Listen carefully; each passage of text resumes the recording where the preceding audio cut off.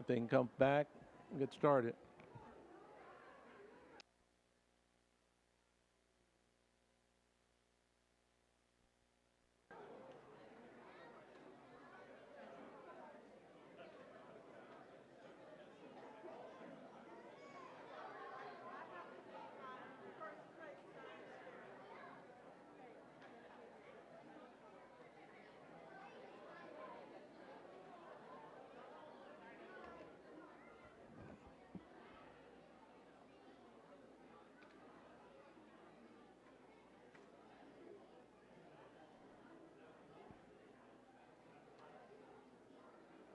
Until we got a Bobby, they're not in there, are they?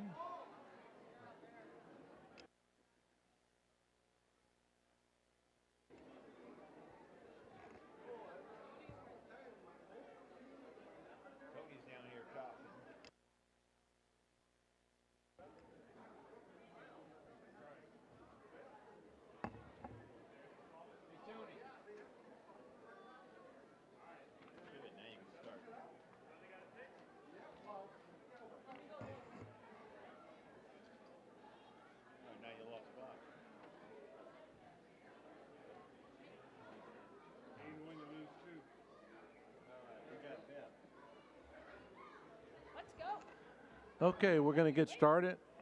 Two piles, ed equity, and then public comment. That's the way I put them in order. You can do whatever you want. And they want to speak at ed equity? Okay, good evening. Welcome everybody to the Elk Grove Unified School District Board of Education meeting tonight. The board did meet in closed session and no action was taken. I want to advise that today's meeting is being video recorded and will be available on the district's YouTube channel. The blue cards are available at the table outside on the boardroom. Anyone wish to address the board? If you wish to address the board, complete the card and hand it to the staff to my right. Please be sure to indicate whether the matter you wish to address is on the agenda or not on the agenda. With that, we have the pledge today. I'd like to call up Rio Casadero, Doug Wendell, the principal, and Brandon Johnson. And the coach can come up too if he care to come up too, a big influence. Come on up to all the way up to the podium.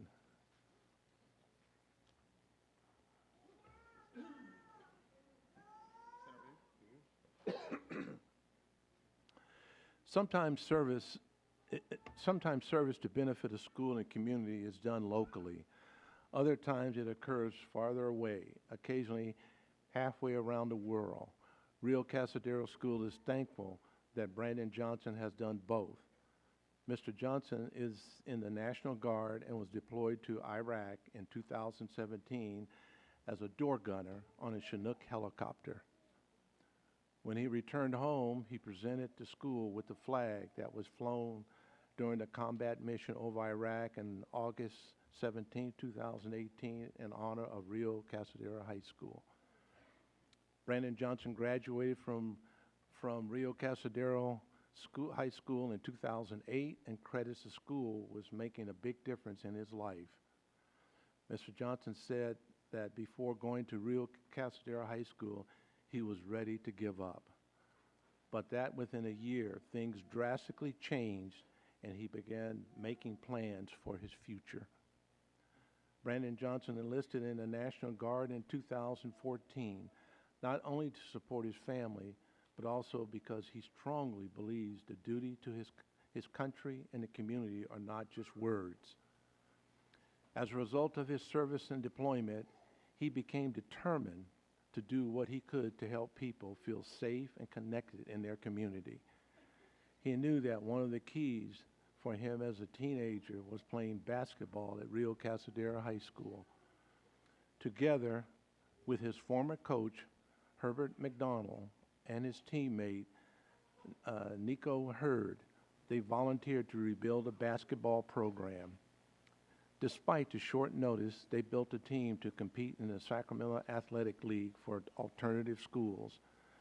Brandon Johnson said it is important to provide options for students. Sometimes this community is all they know. So we need to open up their possibilities. The Board of Education is pleased to thank Brandon Johnson for his service to our country and to recognize contributions to Rio Castrodero High School, the community, and the Elk Grove Unified School District. So with that, we can stand and remove caps, and will lead us.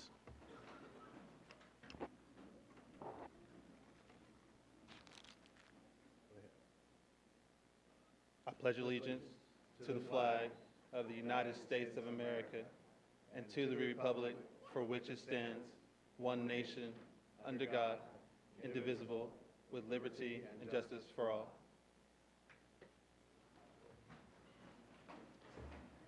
Would you like to say anything? I'd like to say without my family and friends and coach and my peers, I wouldn't be here today. So thank you to the board, thank you to my family, and we're going to continue to do great things. Thank you.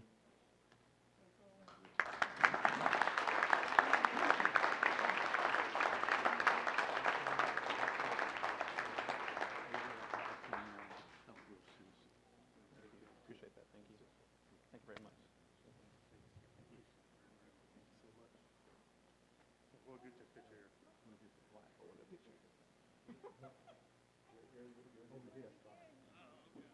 Center of the attention just as you want, right? Come on, Vic, move this down.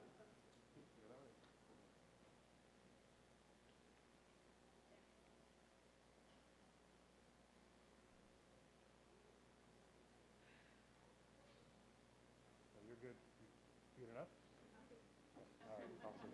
Thanks again. Thank you.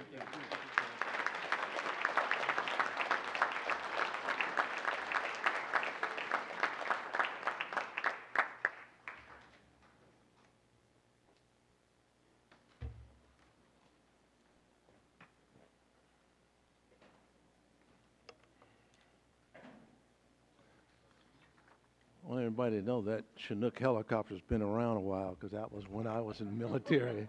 I was part of that, yes. Okay, we go to our high school representative reports. Let's bring on Pleasant Grove High School first.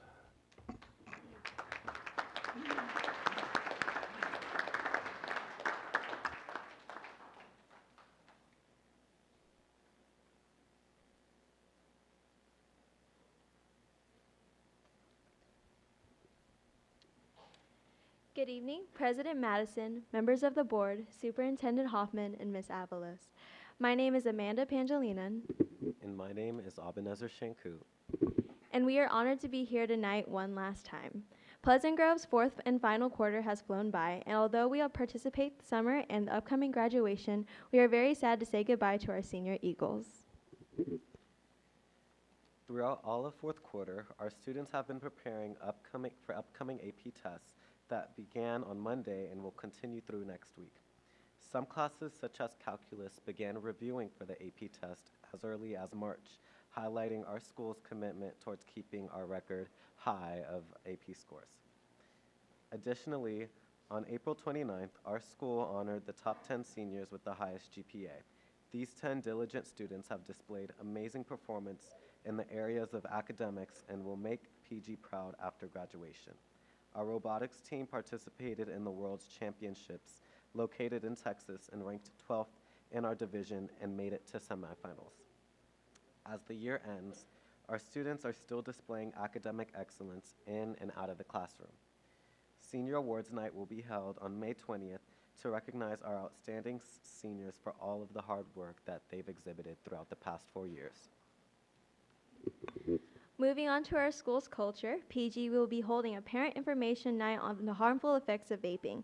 This is one of our many efforts to increase parent involvement on our campus in order to create a safe environment for students. On the topic of creating safe environment for students, our campus is participating in Mental Health Awareness Month throughout May. One of the main events leading to this month was showing Suicide, the Ripple Effect, in our school's cafeteria after school. The movie educated students on the psychology behind depression and suicide. After watching the movie, students learned how to reach out for help if they are struggling with these mental disorders and how to help classmates who are struggling with disorders. Moving on to diversity, PG continued with our cultural weeks throughout March. We focused on women's empowerment and LGBT representation. Both of these topics worked to cultivate a more informed campus that sees the beauty within our differences and accepts people of all backgrounds. Our dance company, Soul Purpose, will be having their senior showcase on May 10th at 5 p.m. at Sheldon's Performing Arts Center, titled Once Upon a Time. This showcase is emotional for seniors because it reflects on all their past performances and acts as the closing chapter for their long years of dancing. We would like to invite the board to witness this incredible event. Additionally, next week, Soul Purpose will be competing in their first dance competition against other high schools in the district. Good luck to our talented Eagles, and I want to congratulate them on all the amazing work they've done throughout the year. Moving forward, our campus is dedicating this week towards teacher appreciation, ranging from validation cards to Jamba Juice. We want to show our teachers how much we appreciate their hard work and dedication towards bettering our campus and our community. Last month, Pleasant Grove had its first ever staff versus student rally. This rally included lots of games, competitions, and a scoreboard to keep track of the scores. Staff took the win in fun games like relay races, bust down banana, and tug of war. The rally included fun performances with our Soul Purpose dance team and winter percussion band both performing and dancing in those attendance. A few weeks ago, our theater program presented Peter and the Starcatcher. The production showcased numerous talented actors such as Joshua Rose, Mackenzie Jackson, Briar Lewis, along with other crucial roles filled by talented individuals. The play was a prequel to the iconic story of Peter Pan. You learn how Captain Blackstash became Captain Hook, how Tinkerbell came to be, and the origin of the Lost Boys. On March 31st, PG hosted our final Unity Day of the year. Because it's the last one of the school year, we encourage seniors to sign up and participate before they graduate. It was a huge success, and there was high energy from the beginning of the day to the end. The goal of Unity Day is to unite students despite differences and bringing understanding to our campus. This goal was achieved because of the welcoming and comfortable atmosphere that the Unity Day leaders helped to create. Students are given the opportunity to share and discuss their personal opinions of various activities, and we were able to express ourselves in an open environment free of judgment. Both leaders and participants left Unity Day with gained knowledge, understanding, and friendships. In other news, athletes have continued to impress Pleasant Grove as well as the community with their performance. Our varsity baseball team as well as our varsity softball team have performed well in their leagues. Pleasant Grove is filled with many talented athletes who continue to impress colleges around the United States. Students like Katie Cunyo, Riley Tish, Morgan Houston Shepard, Franco Velo, and Shelby Young all received scholarships from various colleges. All the athletes at PG continue to impress us, and we couldn't be more proud of our spring season. On April 6th, we had our senior ball at the Sheraton Hotel in downtown Sacramento. Shockingly, the music was phenomenal. Although almost every senior will be on the dance floor and having a good time. The theme this year was A Tale as Old as Time, where many of our students dressed to impress. The theme added an elegant twist to our dance, and this year so many seniors have bought tickets that our venue almost filled up for dinner. Overall, the night was a hit and a perfect way to initiate the beginning of the end for our senior year. Other upcoming senior goodbye events include Senior Goodbye Rally, Senior Sunset, and finally, graduation. We all anticipate the Goodbye Rally. This will include performances by Cheer and Soul Purpose, and will be performing their last time this year. And there will be a senior slideshow, which will be sure to bring a lot of tears. As the school year closes, we reflect on the wonderful time we've had at Pleasant Grove High School and step into the next chapter of our lives. I will be going to Cal State San Marcos to study political science to hopefully one day become an education research analyst. And I will be going to UC Davis to study environmental science and hopefully become a field ecologist. Thank you so much for giving us the honor to address the board on all the amazing events that PG holds. Well, for one last time, go Eagles. Eagles! Thank you. Thank you. Real nice report. Cosumnes Oaks High School.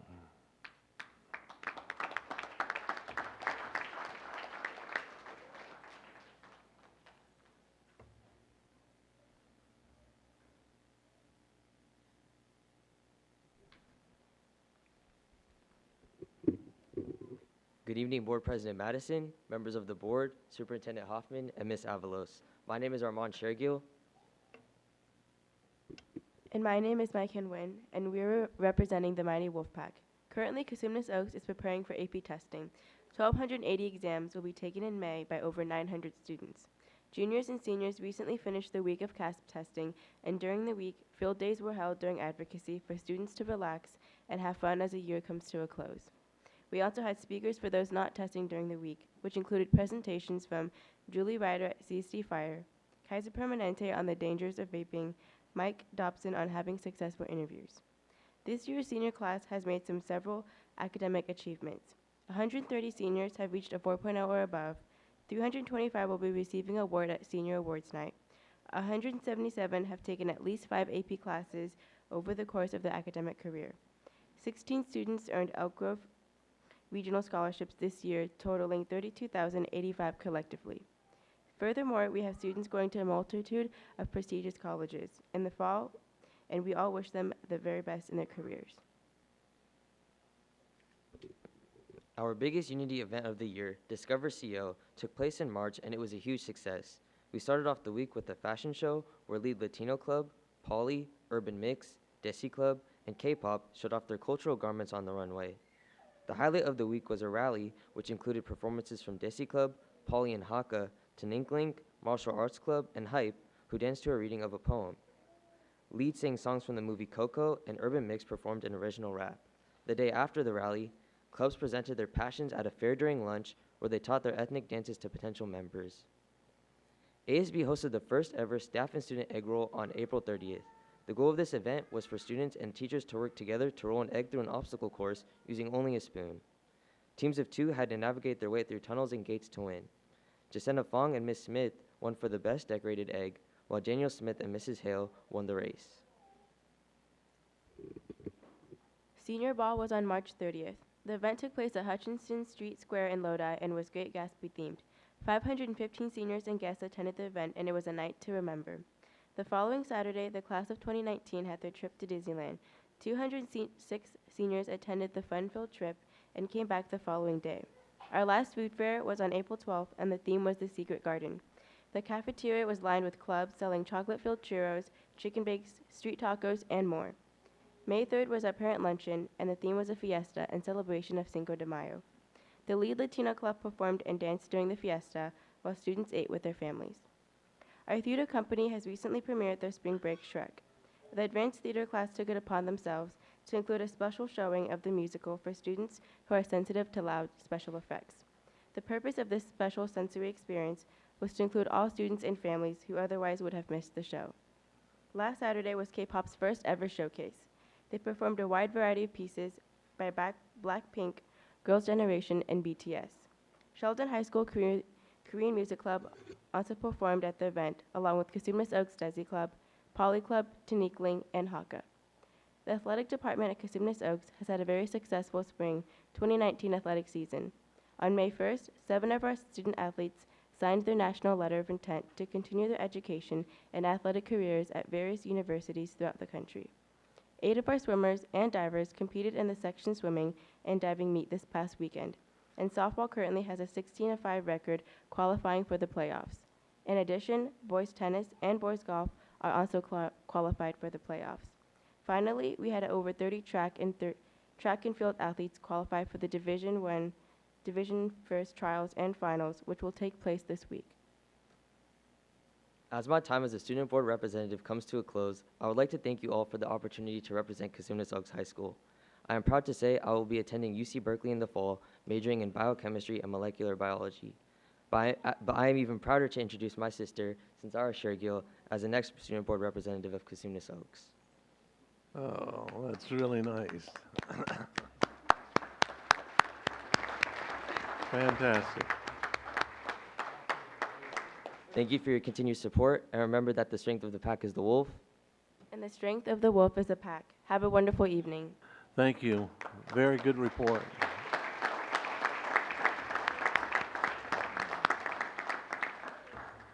I want to thank the principals at each school, at Pleasant Grove High School, Tegan Keplinger, and at Cosumnes Oaks, Matt McCracken. Are they here? Thank you.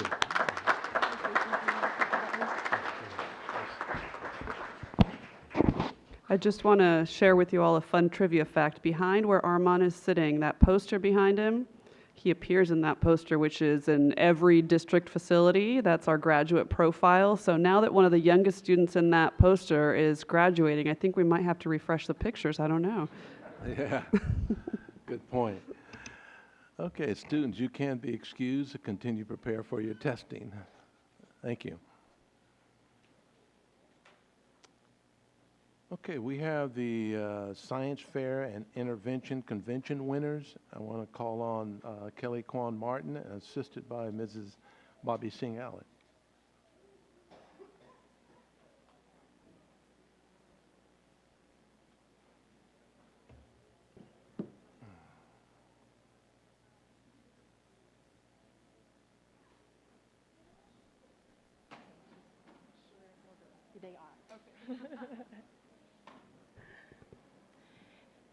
Thank you, President Madison, members of the board, Superintendent Hoffman, Ms. Avalos, and all those in attendance for joining us today as we recognize the 2019 Elk Grove Unified School District Science Fair and Invention Convention winners. The Science Fair and Invention Convention took place on April 10th and 11th, 2019. With over 100 projects from 30 schools, this boardroom was filled with the work of some of our district's brightest and most innovative students. These projects exemplified the critical thinking skills and scientific processing highlighted in the Next Generation Science and Common Core State Standards, as well as those characteristics identified in the Elk Grove Unified School District graduate profile. I would like to express my gratitude for all those who have dedicated time and resources to supporting this year's science fair, including the volunteer judges, teachers, administrators, science fair coordinators, and families, many of which join us here this evening. Without further ado, it is my pleasure to announce this year's Science Fair and Invention Convention winners. As I call your name, please come to the front to accept your certificate of achievement. In the Invention Convention category, we had a total of 11 entries. In the K2 division, Daniel Ho from Stone Lake Elementary won first place.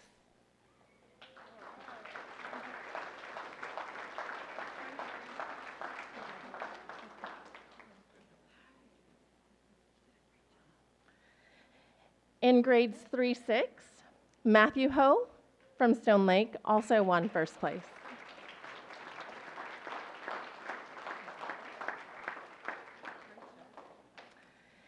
In the middle school category from Toby Johnson Middle School, we have Ethan Ho.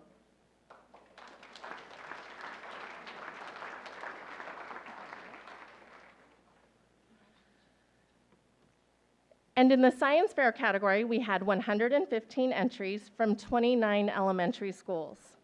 In kindergarten from Arlene Hine Elementary School, we have Gabrielle Martin.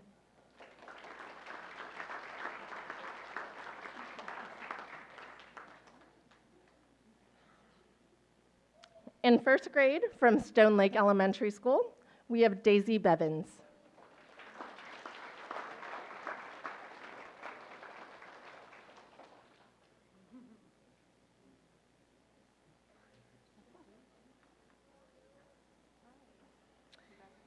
In second grade, from Roy Herber Elementary School, we have Mrs. Warren and Miss Mirafuentes' classes, in which case they are represented by a group of students from those classes.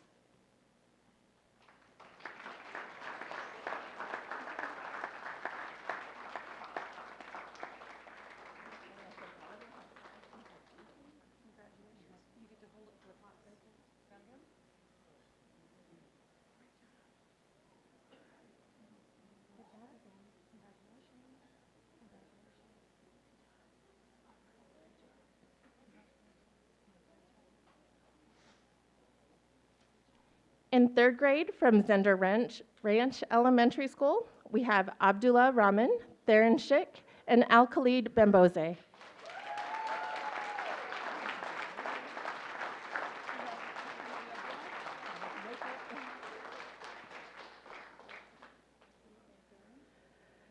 In fourth grade from Ellen Fikert Elementary School, we have Violet Ogawa.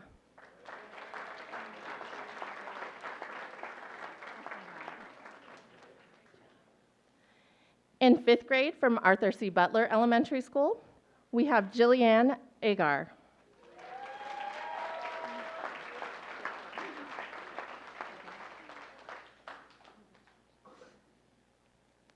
And last but not least, in sixth grade from Helen Carr Costello Elementary School, we have Claire Caldwell.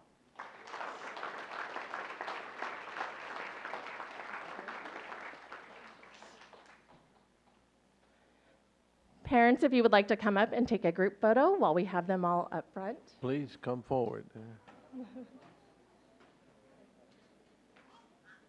that-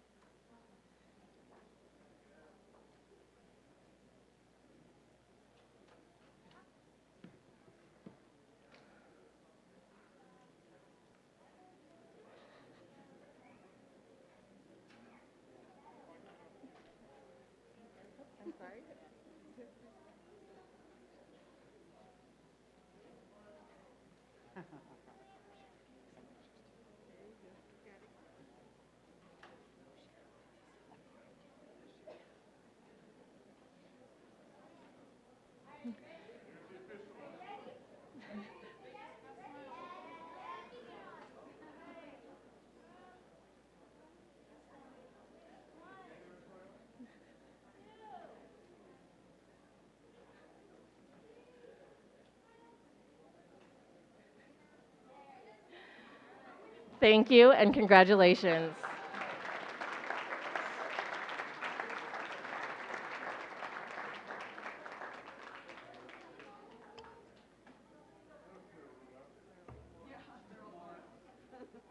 Wow.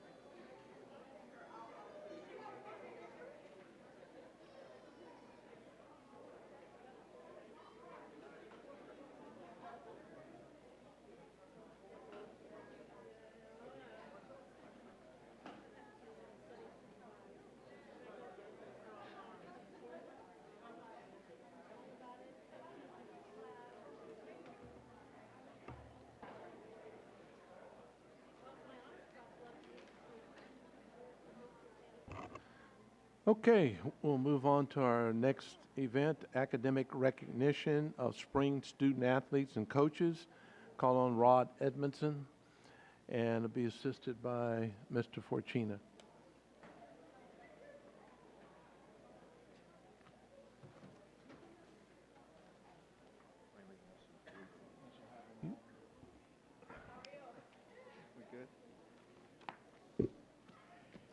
Good evening. President Madison, members of the school board, Superintendent Hoffman, Ms. Avalos. This evening, I am honored to present to you the spring team GPA champions of the Elk Grove Unified School District. These student athletes not only excel in their athletic activity, but they are also outstanding students in their classroom. The following teams had the highest grade point average at their school this spring. At this time, I would like to introduce the coach and captains of our GPA champions. Cosumnes Oaks High School, men's tennis, GPA 4.1, Coach Chris Wall, Captain Patrick Wall.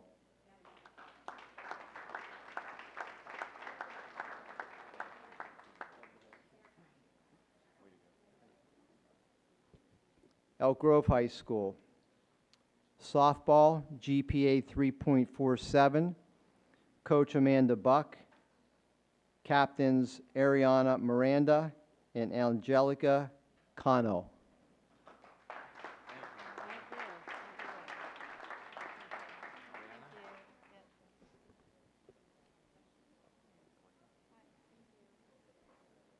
Florin High School, men's tennis, GPA 3.5, Coach Sokia Chan, captains Ellison Moa and Wei Pang.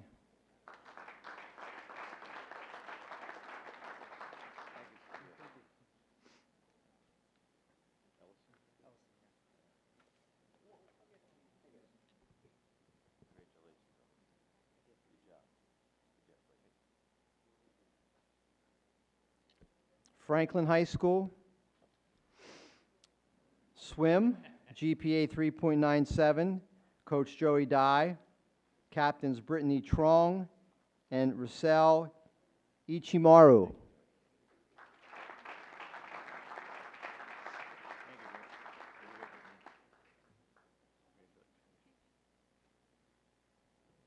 Laguna Creek High School, men's tennis, GPA 3.96, Coach Brian Brown, captains Kai Kim Ju and Ethan Lau.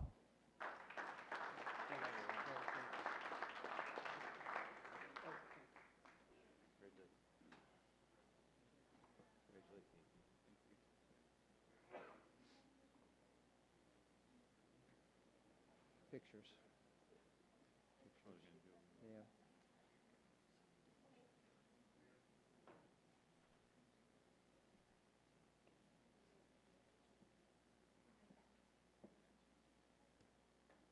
My Jacob is going to Westminster College in Utah to play lacrosse, NC2A. He wanted to play college.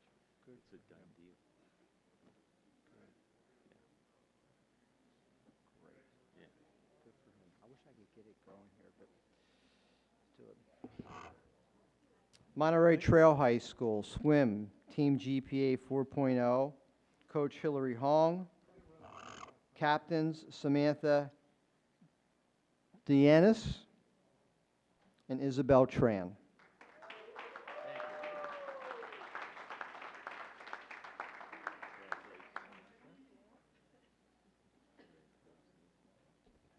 Pleasant Grove High School, men's tennis, GPA 3.97, Coach Adam Harris, captains Nathan Lai and Brody Rogers.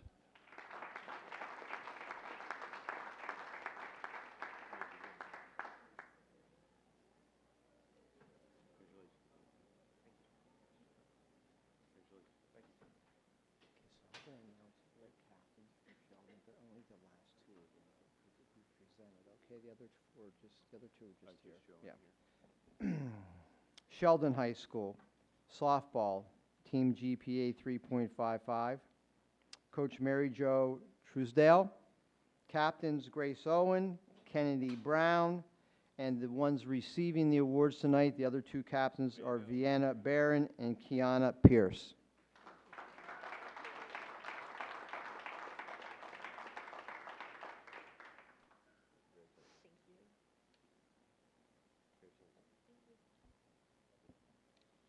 Valley High School, men's tennis, GPA 3.54. Coach Tung Lee, captains Nelson Tao and Euro Zabala.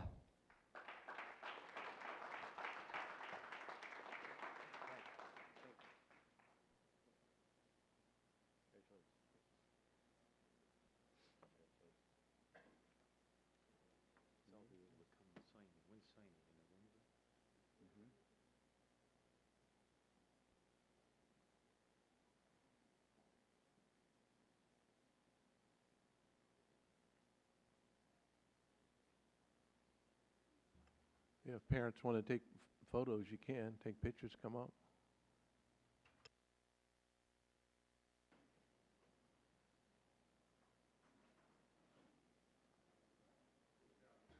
Thank you. Let's- Congratulations to all of our Team GPA winners for the spring. For all our spring athletes, thank you.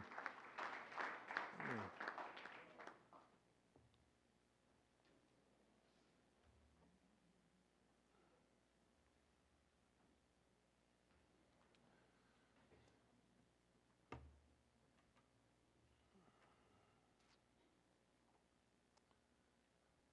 Okay, our next recommendation and name for a library building at the Zehnder Ranch Elementary School. I want to call on Mr. Pierce. Thank you, President Madison, members of the board, Superintendent Hoffman, Ms. Avalos. It's my honor to stand before you here tonight. Consistent with board policy and Administrative Regulation 7511, the community and staff members from Zehnder Ranch Elementary School have requested to name the library building at Zehnder Ranch Elementary School the John L. Zehnder Senior Library. Administration, as well as Elizabeth Pinkerton, who is the community advisor for school facility naming, all support the recommendation that's brought before the board tonight. Sadly, in March of 2018, the Zehnder family and all of Elk Grove lost John L. Zehnder Sr. Mr. Zehnder was the epitome of civic duty, volunteerism, dedication, hard work, and family. For over 70 years, he made huge contributions to the Elk Grove community. Mr. Zehnder had tremendous loyalty and pride for Elk Grove, and his accomplishments and selfless voluntary acts are too vast to appropriately address and acknowledge tonight. It is truly awe-inspiring to review the list of his accomplishments, his honors, and the organizations that he served.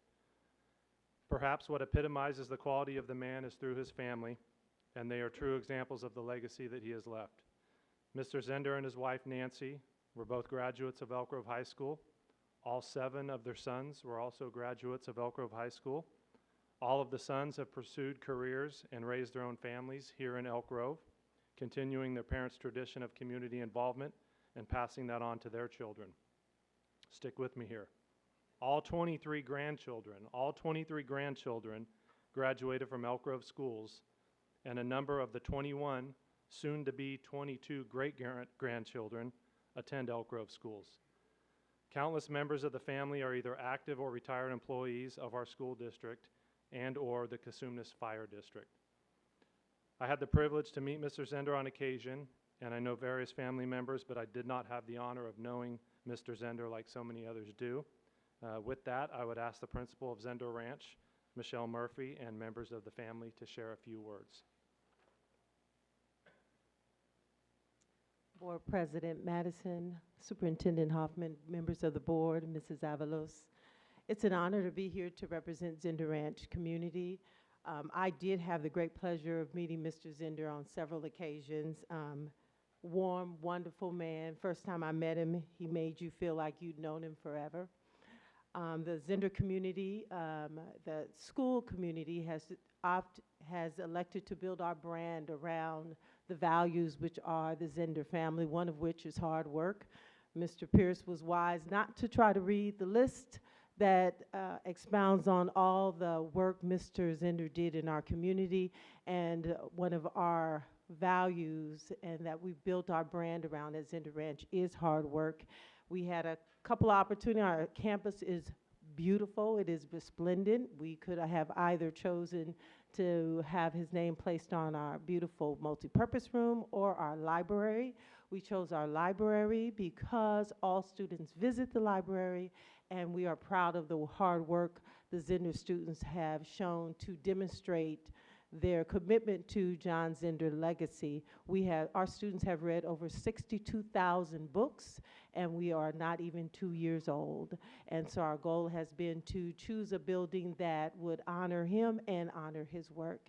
And we respectfully request that you approve the naming of the library at Zehnder Ranch after Mr. Zehnder. Thank you. He was a wonderful man, and I got to work with him a little bit on the foundation. Are there any family members wanting to say anything, or pointing this? No, I know some's not bashful back there. He can talk all the time. Come forward. There you go.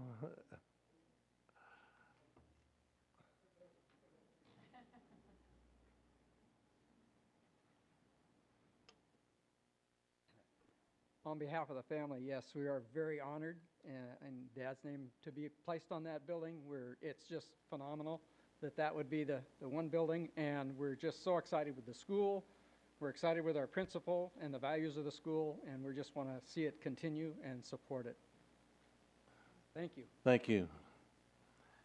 Okay, I want a request to approve the name of the library building at Zehnder Ranch Elementary School, the John L. Zehnder Senior Library. So moved. Seconded. Then moved now, who had the first? I don't Ms. know. Allen I think I moved? said it at the same time as Ms. Chidas, so. Okay, Ms. Chidas. Okay. Okay, all those in favor? Aye. Opposed? Motion carried. Thank you. Thank you.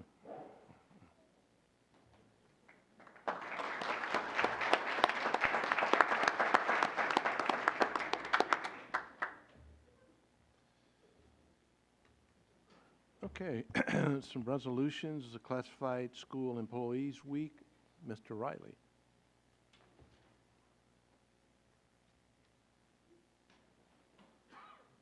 Good evening, President Madison, members of the board, Superintendent Hoffman, Ms. Avalos.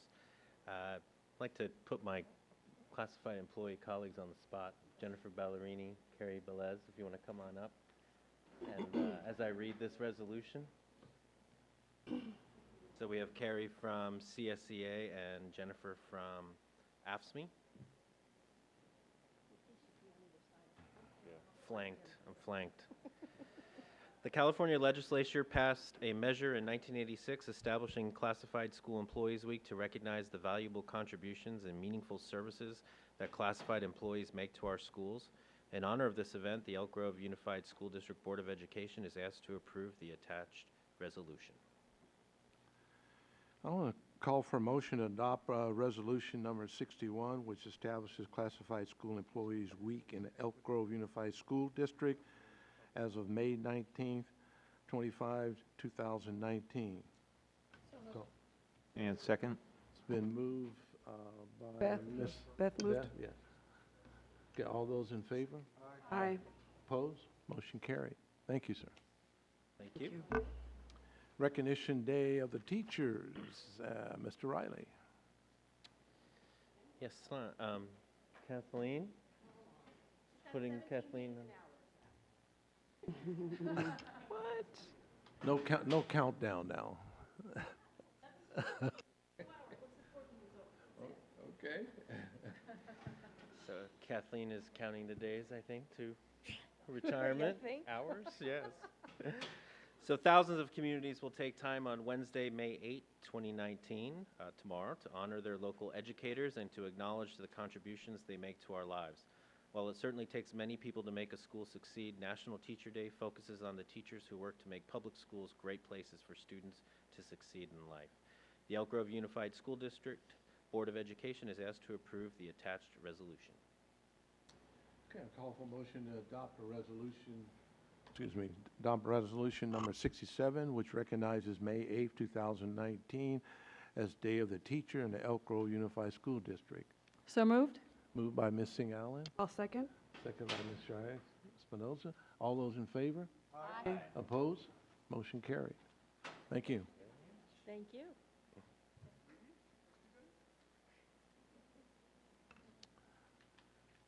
Okay, student expulsion. I want to ask anyone who wishes to address the board in closed session regarding a student expulsion recommendation. Seeing none, I'll call for a motion. Request for student expulsion. This moved by Ms. Albiani. Second by Mr. Fortuna. All those in favor? Aye. Opposed? Motion carried. Thank you.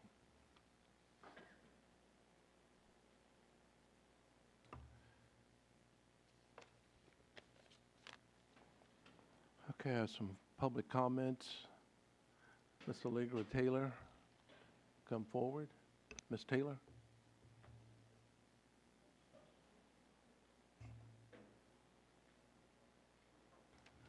And Heidi Moore can come right after that if you stand up. You can come forward, Ms. Moore, too, and just stand up.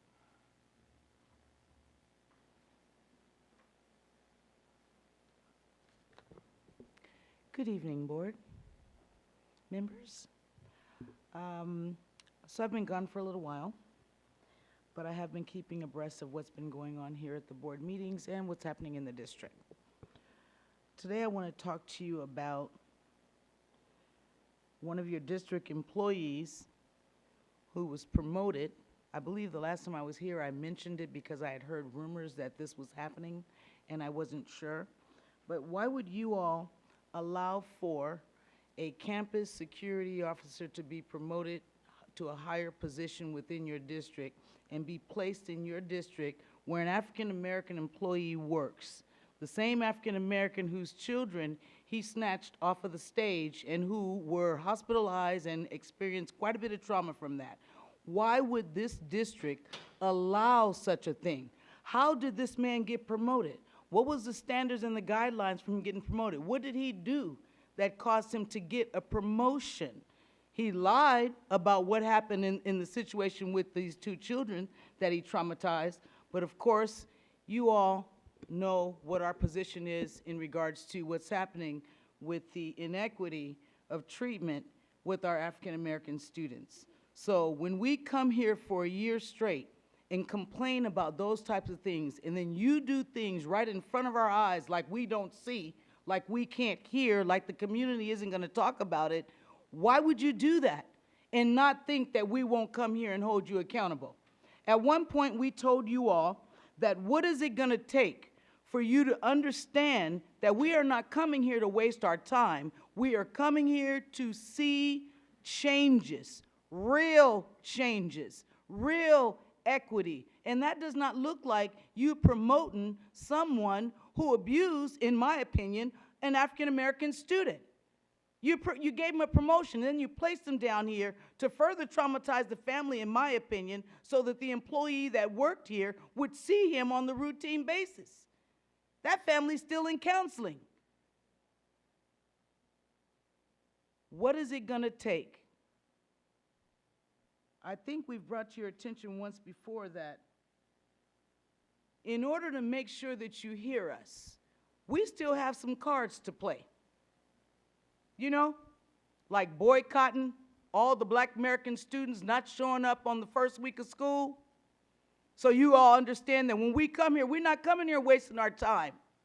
How dare you promote a man that abused and traumatized an African-American student, 2 of them, in your district? What is it going to take? I want to know why this man got promoted. So you guys can figure that out, put it in writing, but I do want an answer to that. How did he get promoted?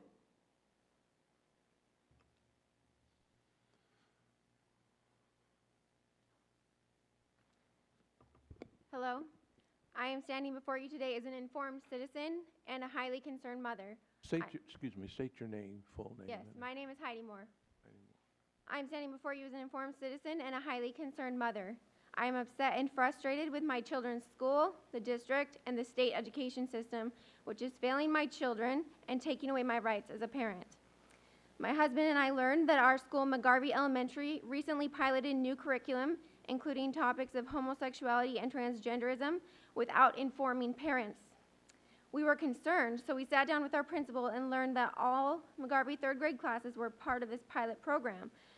The principal mentioned that because parents had received a vague email from the district a few months before, letting them know that they could preview new material, that was sufficient communication for parents to understand that a few months later, their children would become part of a pilot program to teach these topics. That is not communication. That is absolutely failing parents and violating their rights to be involved in their children's education. Most parents I have spoken with are completely unaware that this curriculum is coming to our schools next year. So the district and the schools have failed at communicating. Our principal let us view the material that was taught. Harvey Milk was highlighted as a hero. Under Harvey Milk's name, there was a heading titled, Honest and Brave. I have a problem with these textbooks highlighting Harvey Milk, not because he was gay, but because he had a confirmed relationship with a minor. I'm sorry, but that is morally wrong, disgusting, and this does certainly not make him a hero who is honest and brave. This relationship is confirmed in a biography of Harvey Milk titled The Mayor of Castro Street. I don't care what sexual orientation Harvey Milk was, gay or straight, this was a crime to have a relationship with a minor, and it was disgusting. I am so annoyed and disgusted that the schools are so eager to highlight a gay hero that they don't even care that he is not a hero at all. They don't care that they are lying to our kids. Additionally, when you introduce a hero and identify them by their sexual orientation or for being different or special, then you have to define what being gay or transgender is. You have to define sexual orientation, which brings up sex. Religious beliefs aside, this immediately crosses the line. Now educators have violated parents' rights to teach their children about sex in their own way and at the right time. There are many factors that affect when children are ready to learn about sex, including their maturity level and their religious beliefs, and more. By schools deciding to include a person's sexual orientation in our curriculum, they are infringing upon our rights to teach children the way we see fit, at the appropriate time, and in the appropriate way. Regardless of a parent's sexual orientation, I would hope that we can all agree that these sensitive subjects for very young children belong in the home for parents to teach. I'm also concerned about gender fluidity being taught in kindergarten, and I don't think that's right as well. I don't understand how the district gets to say that I can't opt my children out of these topics. That's violating my rights as a parent. Please wrap up, ma'am. What? Please wrap up. There's a 3-minute time limit. Okay. You're over. We deserve the right to opt out of these topics, or at the very least to have very clear communication of exactly when and how these topics will be taught. The McGarvey parents were blindsided, and the teachers failed them, the school failed them, and the district failed them. By saying we have no opt-out option and saying these topics do not have to be communicated with parents, you are failing us. You violated our rights. You have shown us that we cannot trust you with our precious children. Over.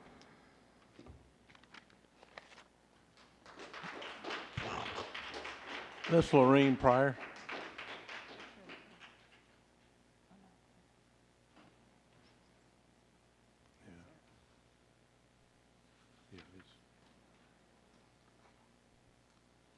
Good evening, all. Always a pleasure to be before you. So I want to acknowledge that there have been some changes since we've been coming here over a year now. But what I want to talk to you about is it seems that we still have a failure to connect when we're talking about the importance of representation on your campuses. There's this assumption that degrees outweigh personal connections, and that seems to persist in Elk Grove Unified. You believe, or I'm sorry, this district believes that you can put only certain types of teachers in front of our kids, normally white women, to teach them. And it is important that they begin to see themselves on your campuses so that they can relate. And I'm not talking about just as janitors or lunch ladies. I'm talking about as people who are able and prepared and capable of teaching them subjects. Many of your admin, the ones I've been in meetings with, lack basic characteristics like empathy and compassion. We keep talking about the need to recruit. We keep talking about where we're getting these teachers from. However, when I look at the cabinet in your district, all I see mostly are white males and females. And I want to know, when are we going to diversify the cabinet? It's important to provide options. At least that's what the young man who did the Pledge of Allegiance said, or at least that's what you read. So I'm looking for viable options of how these students are going to see themselves represented on your campuses, how we are going to walk with students when they're having difficulties on your campuses. What type of things are we, or programs are we going to put in place that allows them to be authentically themselves and not have to become a caricature of who they are to appease your teaching staff? I'm confused. I want to know, what do we have to do as your community to impress upon you the importance of hiring teachers who look like students? What do we have to do? Do I need to go out and find a pool of candidates for you and send them your way? What do you need from me so that I can start seeing people who look like me on your campuses? And again, not just as custodians, not as the lunch lady, not as somebody taking the lunch ticket in the line, but I'm talking about admin. Admin who are not afraid to be black. Admin who are not afraid to lose their jobs for being black. That's who I want to see, and that's what I want to see, and we're going to keep coming before you and talking about it because our students are in a state of emergency in this district. If you have not noticed, you still have a disproportionate amount of suspensions and expulsions for black students because they are not represented on your campuses and your teachers don't want to teach them.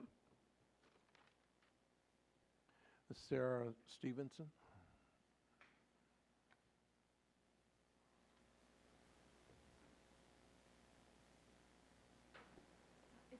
I've never been to one of these. Can it be a question answer kind of like a verbiage? No?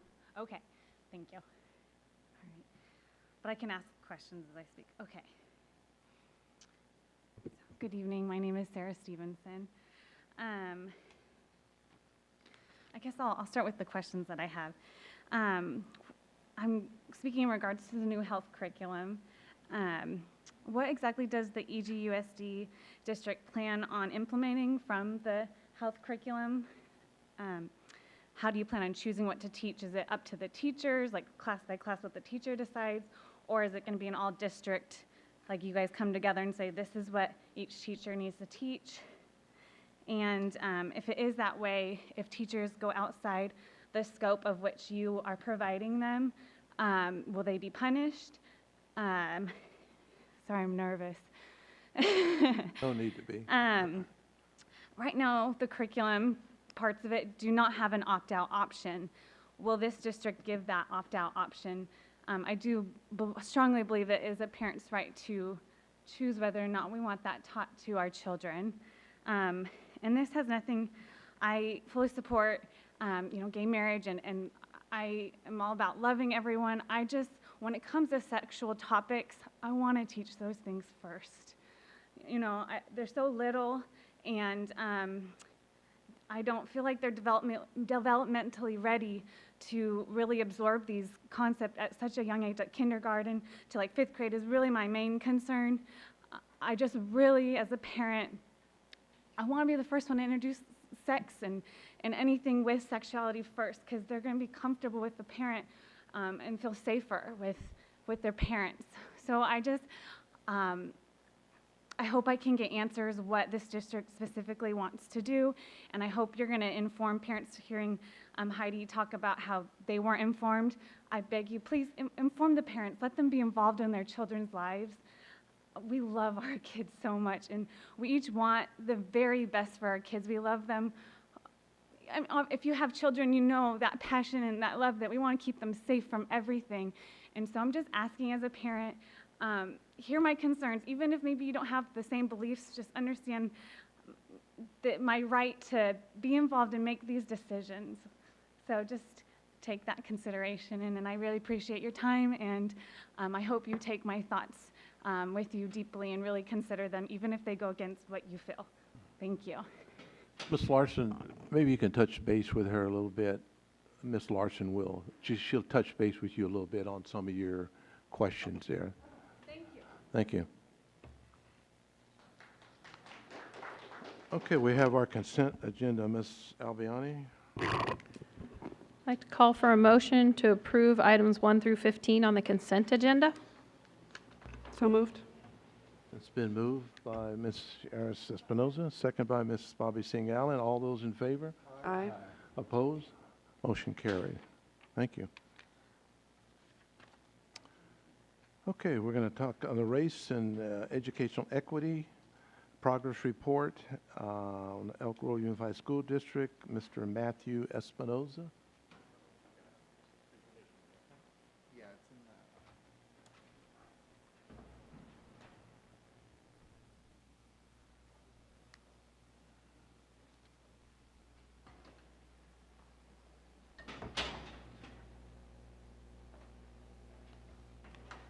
All right. Well, good evening, everyone. Good evening, President Madison, members of the board, Superintendent Hoffman, Ms. Avalos. So today is, I would say the metaphor for today's presentation is more like a hot pot. Everyone's going to kind of reach in. We're all sharing. It's a community, kind of communal thing. You'll see a wide variety of of participants and really speaking to the heart of school, family, and community relations, and that's kind of our central foundation for today, as well as some of the connections that through our community partners we make with what's happening in the classroom and the curriculum and instruction. So the goals for our school, family, and community partnerships foundation in our equity strategic plan is to strengthen those partnerships, expand the partnerships, improve stakeholder communication and engagement, and to increase access to culturally responsive curriculum and instruction. So those are some of the topics that we're talking about today.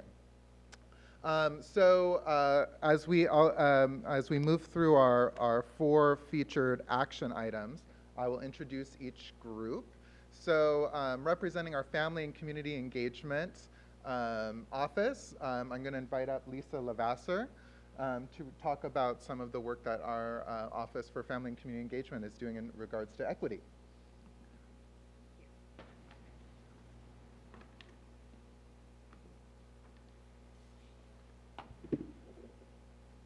Thank you, and good evening, Board President Madison, board members, Superintendent Hoffman, and Ms. Avalos.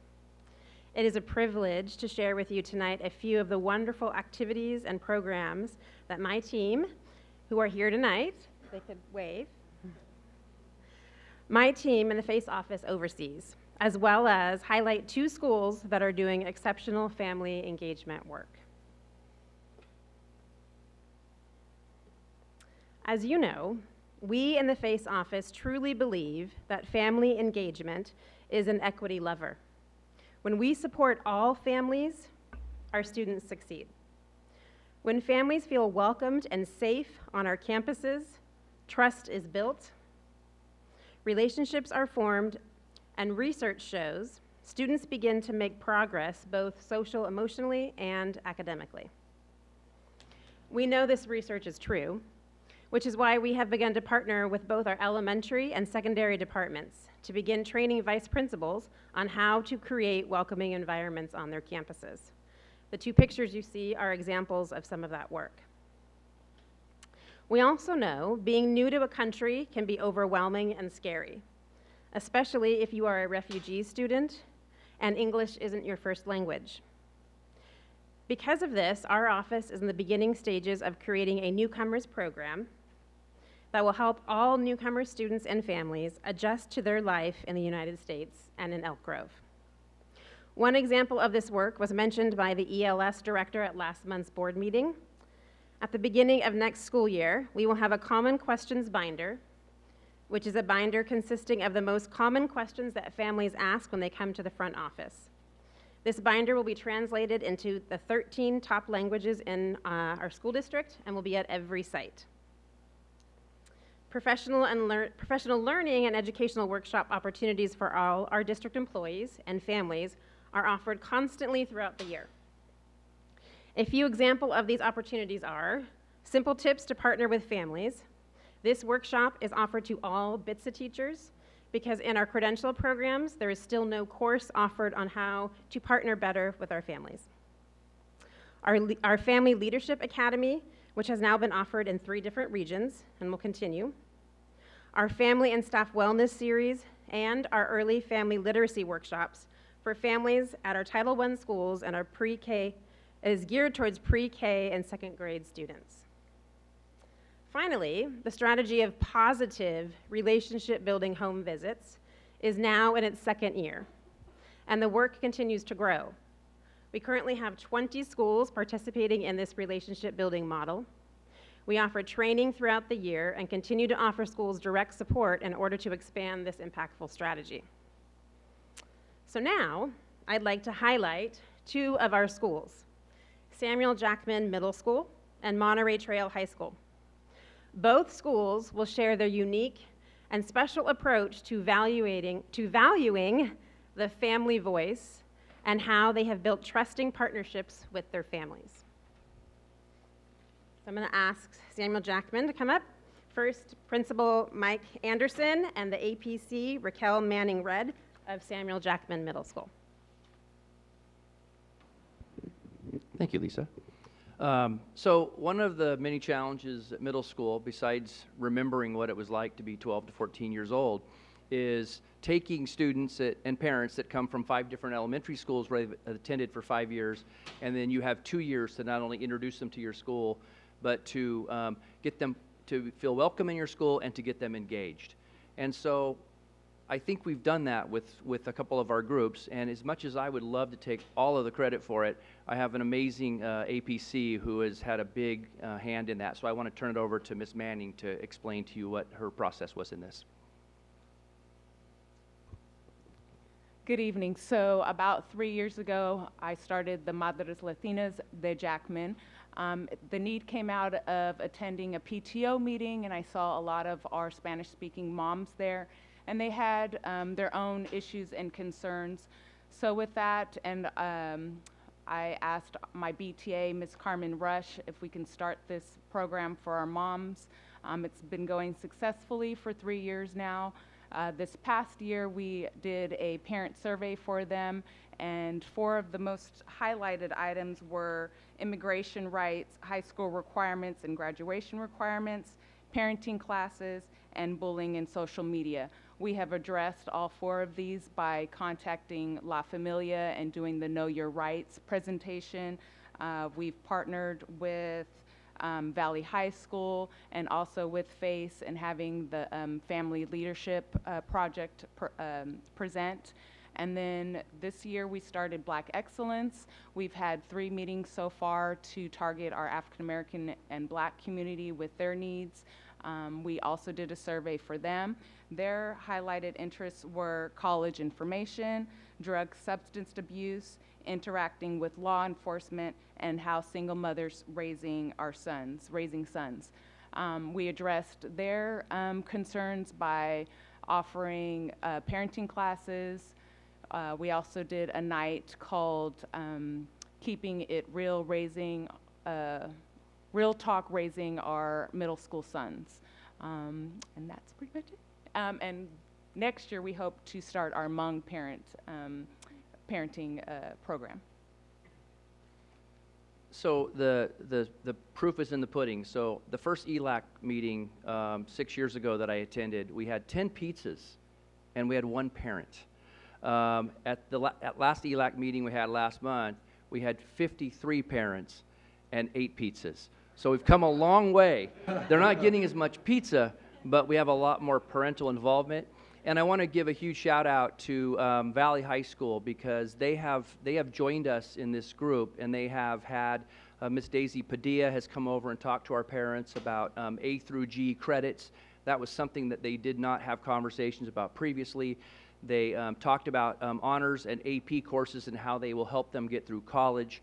Mr. Gutierrez has hosted them 2 years in a row and given them a wonderful tour of Valley High School campus in efforts to make sure we keep kids in our region. So again, I want a big shout out to Valley High School. Yeah, I just want to add to that because I was there on the open house and I was amazed to see the amount of Jackman parents and students there at Valley High School. You're in the incoming group from your school. Thank you. So I want to thank you on that too. Thank you.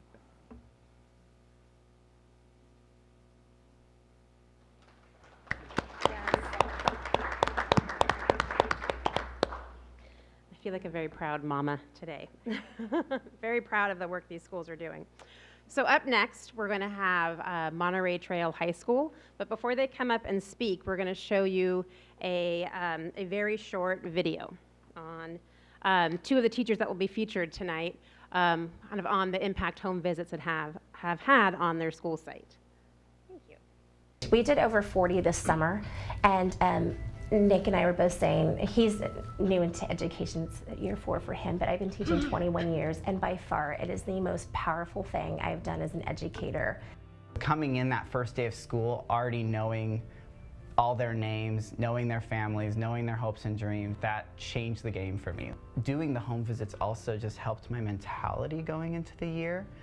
So another thing I did in addition to the home visits was I did a positive phone call home for every one of my students just before back to school night. I had full classrooms all evening for back to school night. The parents feeling like they have a connection at school. It's not just calling the main line and trying to figure something out, they'll email me. Some of them have my cell phone number from setting up home visits, and they'll call and ask like, oh, what's going on? This is, I'm confused about the schedule, or I'm confused about certain things that are going on. So it's been fantastic. And parents, like a couple parents brought gifts, they had some notes. I was just like, what is happening? And all the other teachers were like, how did you get all these parents? And so I think it wasn't just the home visits, right? But the home visits for me were a catalyst and like, okay, really reshaping how I teach and how I interact with the students, and not putting the curriculum first, but putting the relationships first and getting to know them. And then the curriculum also fell into place.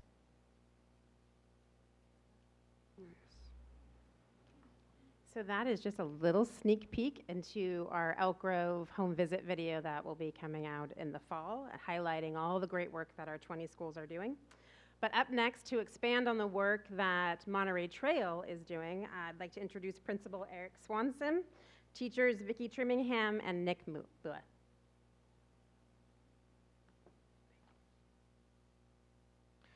Sort of tough to follow that video, but Superintendent Hoffman, Board President Madison, board members, and Ms. Avalos, I first want to say thank you. Thank you for supporting departments and people that do the right work in supporting the schools. So I just wanted to first and foremost say that for all of you. And I'm really excited to have this opportunity to share a little about our amazing school community at Monterey Trail. From our phenomenal students to our committed parents who have sacrificed so much so their kids can receive a top-notch education, to our smart, hardworking, and dedicated teachers, some of whom you'll have an opportunity to meet today. Before sharing a little bit about the Home Visit Project and later with our Black History Month extravaganza, I wanted to share with all of you a little bit about the context at MT, as this is the reason why you're going to hear from some teachers and some superb teacher-led programs tonight. So 4 factors at MT that guide our work is our ethos, our disposition, our structures, and our decision-making framework. So our ethos was generated by our founding staff and has continued over the last 15 years. And there's 2 foundational elements. Number 1, and clearly, diversity is a strength. 93% of students at Monterey Trail High School are minority students, as well as representing 41 languages on our school. We have students from around the world. I think there should be a bunch of flags up there. That would be really amazing. And number 2, everything we do has to be good enough for our own kids. 2 of the 3 of us are parents up here, but we make decisions about if what we're doing here at MT is good enough for our own kids, and if it's not, we need to up our game as the adults on campus. Our disposition, we are a community of warm demanders. A warm demander is an educator who is able to balance a high level of care also with a high level of expectations. We insist from our students their best every single day. Our structures is we want every single student connected to our campus. We know that kids will pick a team at this age, and we work tirelessly in getting to know our students and then providing as many opportunities as we can for them to pick healthy teams. And our decision-making framework, there are 2 elements. Number 1, we make decisions with the high expectations for our students. We believe in their ability, sometimes more than they do. It is our job to convince them of their greatness. We are then charged in increasing their self-efficacy and their agency over their education.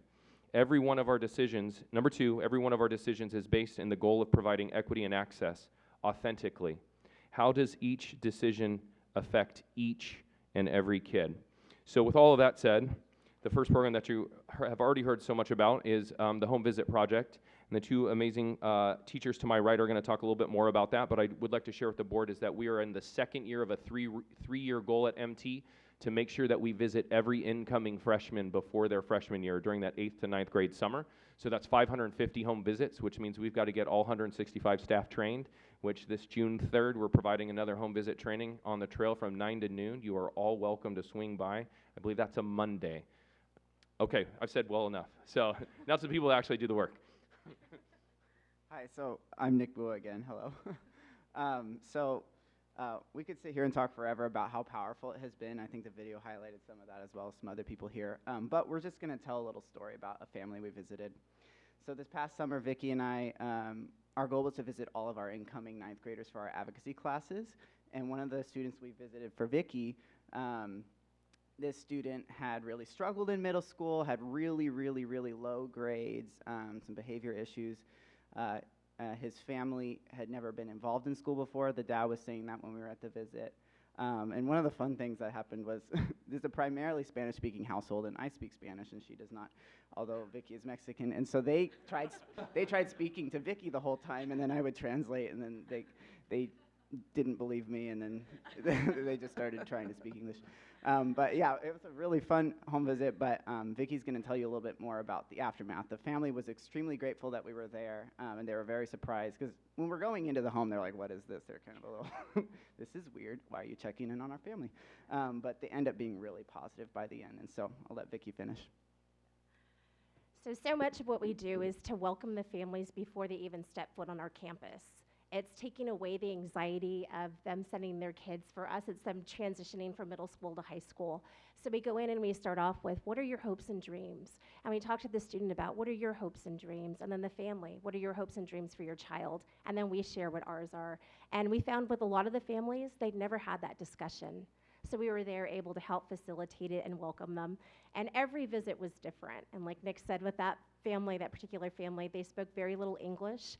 And when Nick was translating, they're like, no, we'll speak English to you. And they kept looking at me, okay, that works. So just helping them, they felt so welcome at the end. The husband was saying, what's your favorite dessert? And I said, I love arroz con leche. And he's like, okay, when's your birthday? And they wrote it down, and lo and behold, September 20th, I had arroz con leche at school.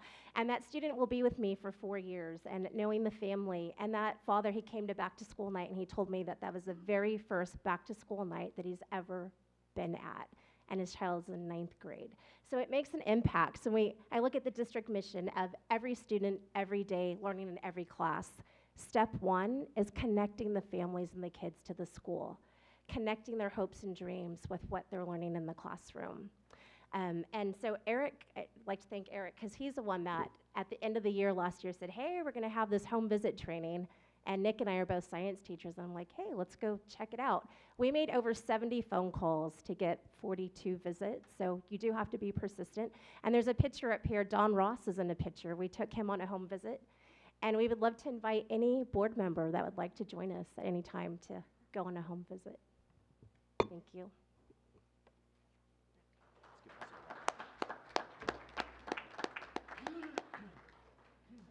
So in addition to the home visit work that Monterey Trail High School has been doing, we also wanted to ask them, since they're here, and they engaged in some really amazing work to not just go out and reach out to the community, but also to welcome them back in and celebrate our community. And so to share the experience and the work that was put in to engage students and community members in the Black History Month Community Extravaganza. Welcome back the principal, Eric Swanson, as well as 2 of the teachers and the advisors for the Black Student Union, Candy Jackson and Keith Hodges.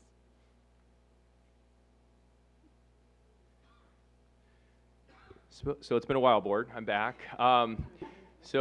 Lisa said earlier that she feels like a proud mama. I definitely feel like a proud papa right now. And I would like to just talk a little bit about, do a reminder of referring back to our ethos as we talk about our Black History Month Community Extravaganza, is that we look at diversity as a strength, and remembering that our approach is warm demanders about caring and insisting on our students' best each and every day, and our structures to make every single student is connected, and our decision-making framework about high expectations for students and equity and access. Our Black History Month Extravaganza is a celebration of all this, and a celebration of Black excellence at Monterey Trail High School and in the larger Elk Grove community.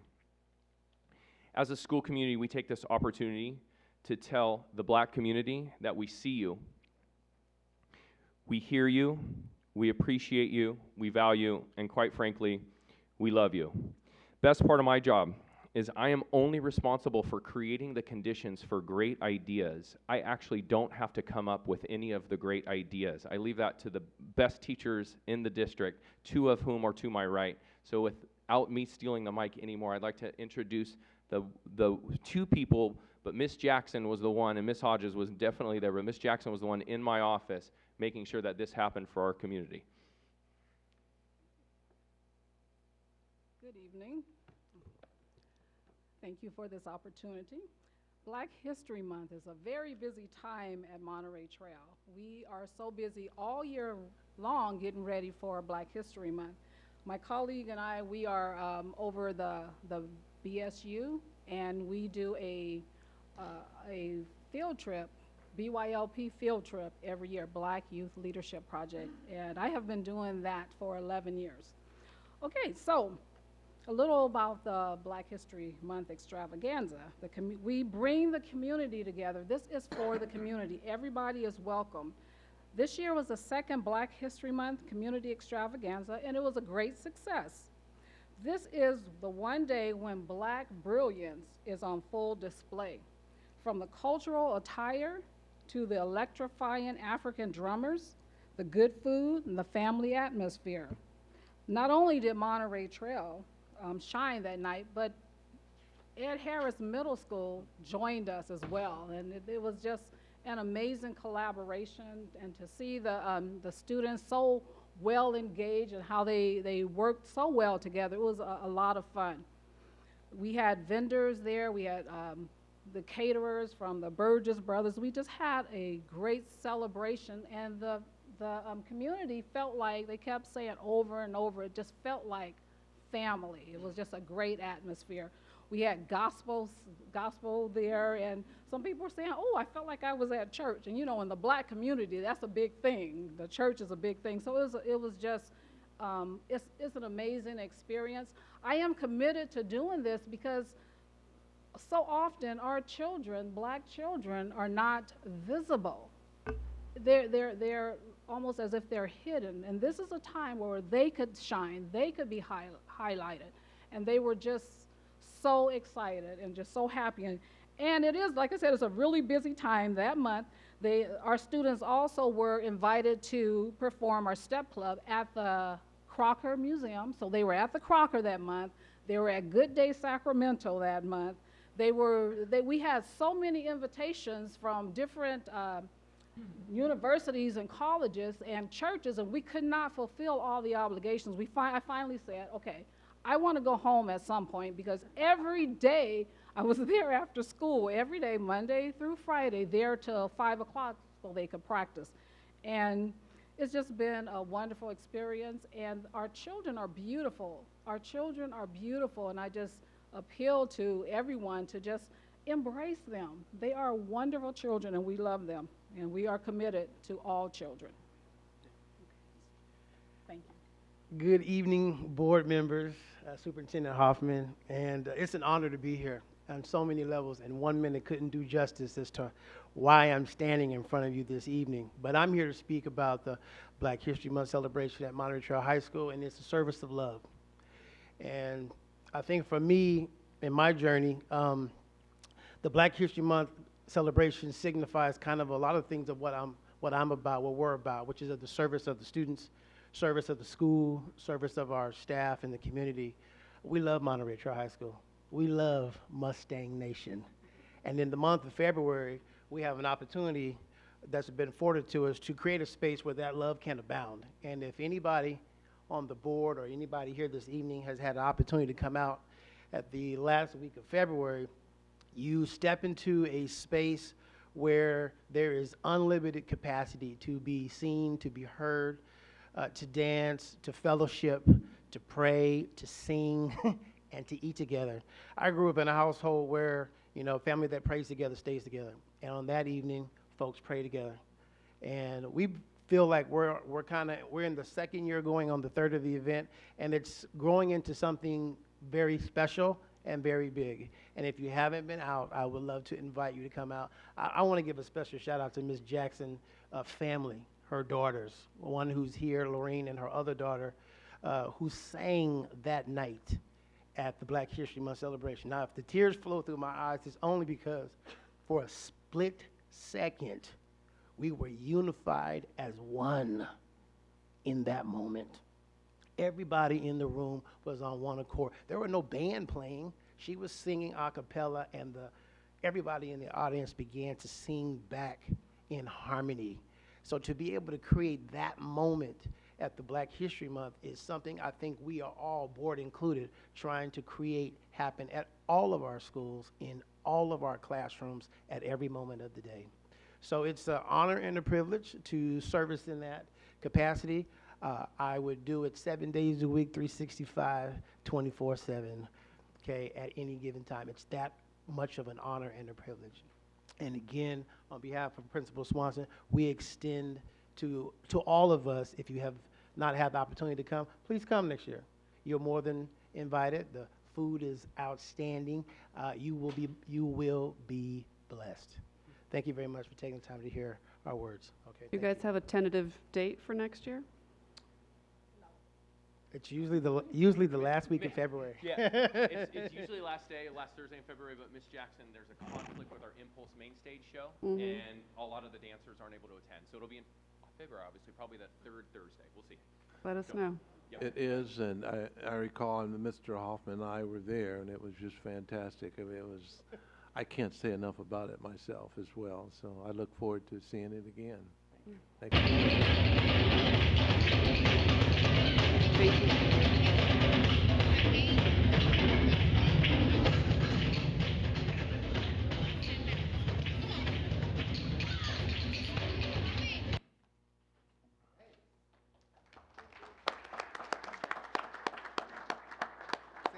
I told you it would be a hot pot. There's like a lot of spices, a lot of flavors, you know, but they all come together to really create a really joyous communal feeling. And so, on that note, to provide an update for us on our Partners for Accountable and Responsible for Student Success, I'll invite up Mr. Mark Cerruti. Thank you, Matt. Thank you very much. This is great. I enjoy following exciting teachers and kids and videos and everything else, and I'm going to share with you information about a meeting that took place. But nonetheless, it's an extremely important meeting. This group, and just as a reminder for the board and for the community, is an offshoot of the work that we did last year, the important work on the development of board policies and the updating of board policies and administrative regulations. It's just to share with the board, the meeting took place on April 24th. It's a good group of folks. It's community folks, it's staff, administration at the site and district levels.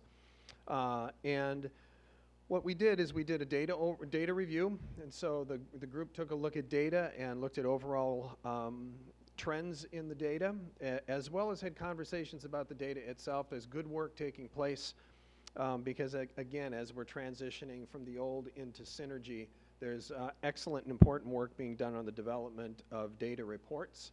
And so next year, the group, when we meet and dates are already set, we'll be looking at a richer data set.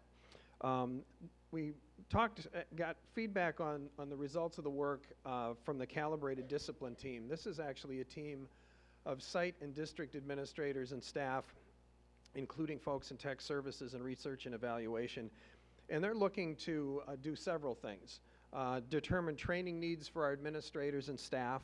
They're also analyzing data, but also data analysis practices.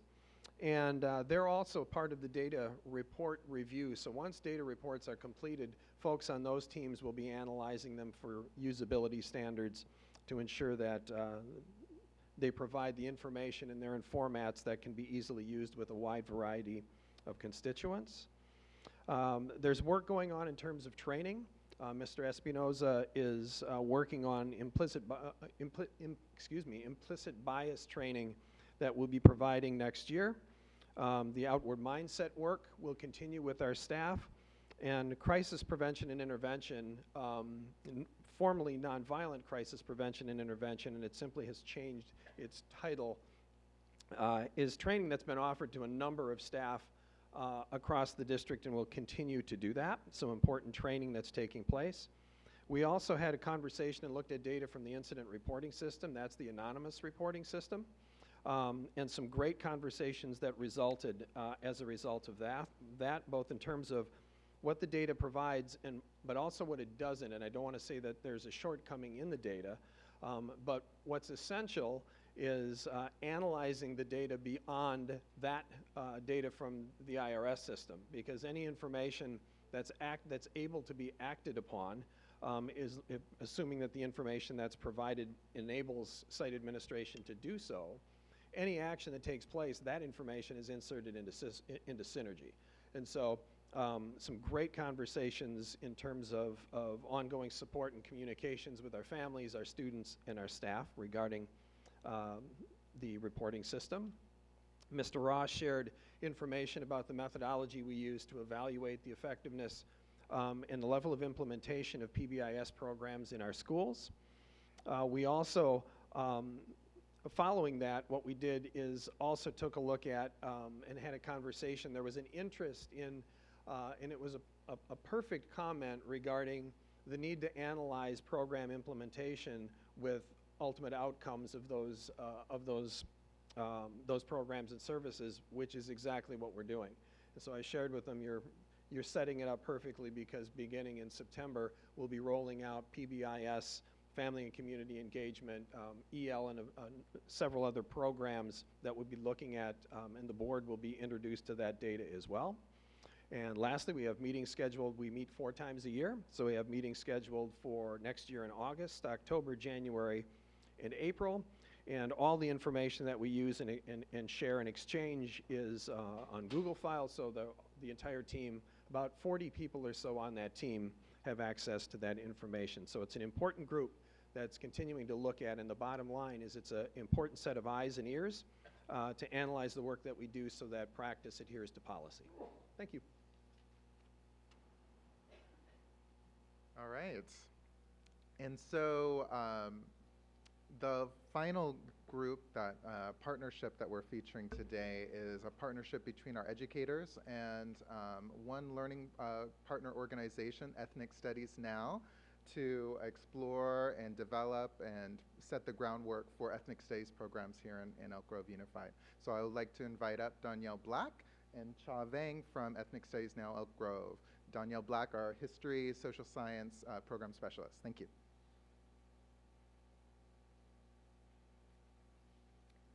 Good evening, President Madison, members of the board, Superintendent Hoffman, and Ms. Avalos. I'm here with my presenting partner today, Cha Vang from Ethnic Studies Now Elk Grove, and she is going to start our presentation kind of talking about the collaboration that has been started. I think we just celebrated our 1-year anniversary of starting this work together. Good evening, Board President Madison, members of the board, and Superintendent Hoffman. My name is Cha Vang, and I am a member of Elk Grove, the Ethnic Studies Elk Grove now, Ethnic Studies Now Elk Grove, sorry, and also executive director for a nonprofit organization called Hmong Innovating Politics. I am also a constituent in Perez's. Ooh, thank you. I do not usually stand in front of behind podiums. But we wanted to really give you an update about this partnership. We are super excited, as Danielle said. We are in our 1-year celebration, and we started in 2018. And we meet monthly to really discuss what are the topics that are in ethnic studies, and then also really looking at our timeline and our curriculum development. How does ethnic studies look like in Elk Grove Unified? And then we know that at the same time that stuff are moving here in Elk Grove, we are also having some conversations at the state level. Many of our organizations in the community have been also working at the state level to make sure that we are making ethnic studies a graduation requirement for all students, because we know how important that is. And, you know, as we are moving the stuff as statewide, we also are trying to work with Elk Grove Unified to make sure that we are also pushing our timelines faster so that we can also implement our work here in Elk Grove. And, you know, as my family, the kids in my family are growing up, we want to make sure that those requirements are in there so that we, my nieces and nephews, and can also take ethnic studies. And then Danielle wanted to talk about the subcommittees? Yes. So one of the things that came out, one of the best things that kind of came out of our collaboration was the Ethnic Studies Subcommittee, which is made up of members of the current history social science steering, but also teachers who teach cultural studies. And then we do have a representative who's a teacher in our district who's also part of ethnic studies now at Grove, so that's all together.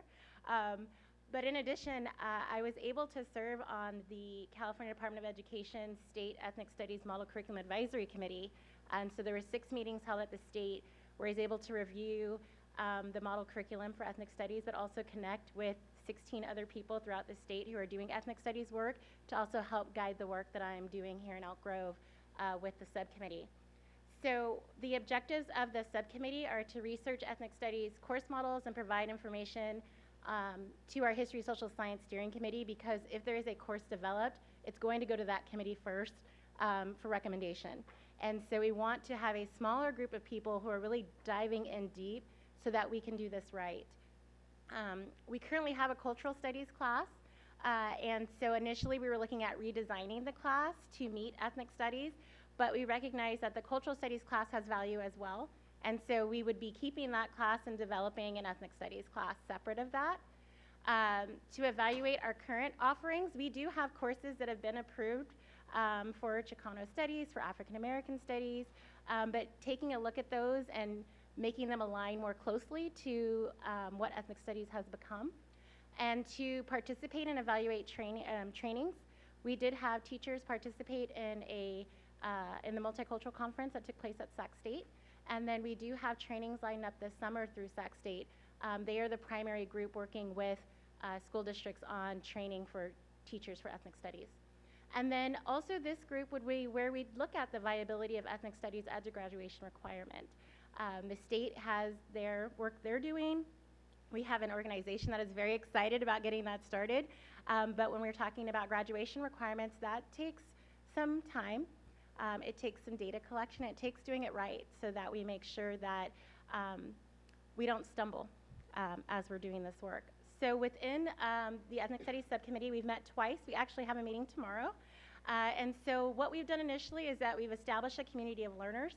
We are looking at scholarly articles related to ethnic studies, digging deep into that work to understand what ethnic studies means and how it should be taught. And my experience at the state level helped me understand that it's being taught very differently throughout the state. And so really trying to figure out what that's going to look like in our district with our teachers and with our student populations. Identifying the differences between our cultural studies courses and what ethnic studies is. One of the members and I were able to go to Sac City Unified and attend classes for a day and observe what an ethnic studies class looks like in action. We actually visited 3 different teachers and we got to see the start of a lesson and the end of that lesson. And so it really gave us some ideas about what are some things that might be challenges to ethnic studies and how we can overcome those challenges. And then we did have members attend the ethnic studies, or the pre-conference and the multicultural education conference through Sac State. Our next steps is to expand the membership of our subcommittee so that all sites are represented, because when this becomes an elective and if this becomes a graduation requirement, it will be at all sites. So we want someone on each site who's part of this process so there's no surprises later, and getting everyone on board. We are looking at ethnic studies course models. There's a lot of ethnic studies courses that have already been A through G approved, so we can take a look at those and see, again, which ones might fit best with our district. Designing curriculum maps and a model for what the course is going to be. We are signed up to do some training with at Sac State this summer again, and having teachers who already kind of are digging into this work to then be trained so that at least each site has someone there to then carry on that training to others. And then the model curriculum should be online soon once it goes to the IQC, and so our group will also be taking a look at that and providing public comment as well. So as I said, one of the best things that kind of came out of this collaboration was the ability to put together this subcommittee to do this work, to dig in deep, and to make sure that we do this right. Thank you, Danielle. I think the theme of all of these is the goal of really making sure we're affirming all of our students and their families through the curriculum, through our partnerships across the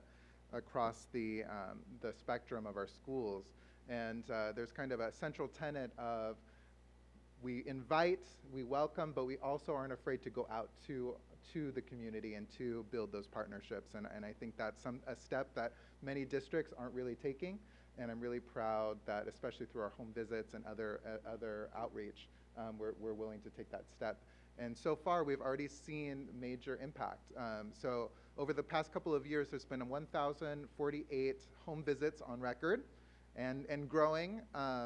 And already we're starting to see a difference between the students who were visited as part of these home visits and those who weren't. There's an increase in attendance over periods of 90 days, and also there modest improvement in the SBAC scores.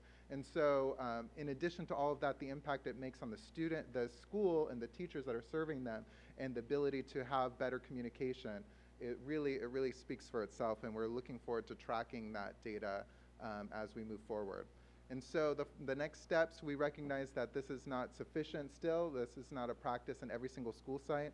So part of the work is expanding across school sites, as well as looking at other forums for outreach, so that there are some structures and systems for folks to contribute and also to give input on all of the different work and initiatives that we're doing as it relates to educational equity.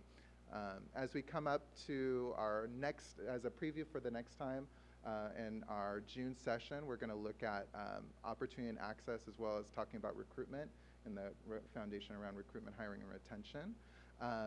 But in closing, I would like to invite up all of our guests here as leaders in educational equity to celebrate them and thank them for their partnership in this work. We can't do it alone.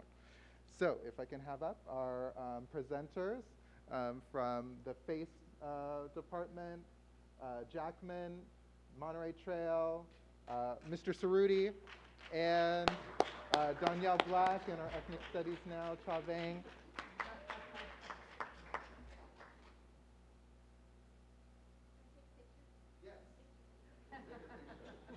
Miss Jackson.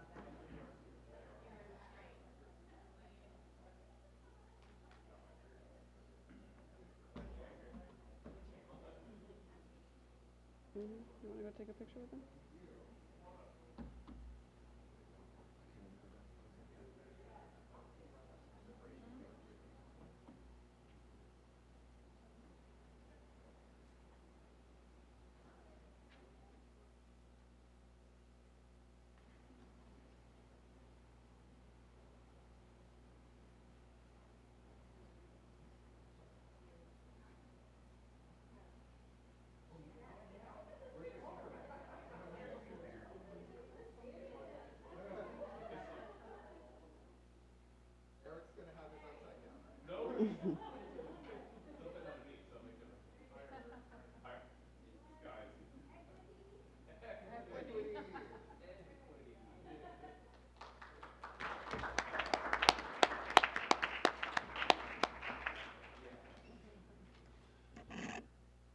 Okay, we have a few blue cards we'll address before I put it to the board. Miss Bobby Dalton Roy.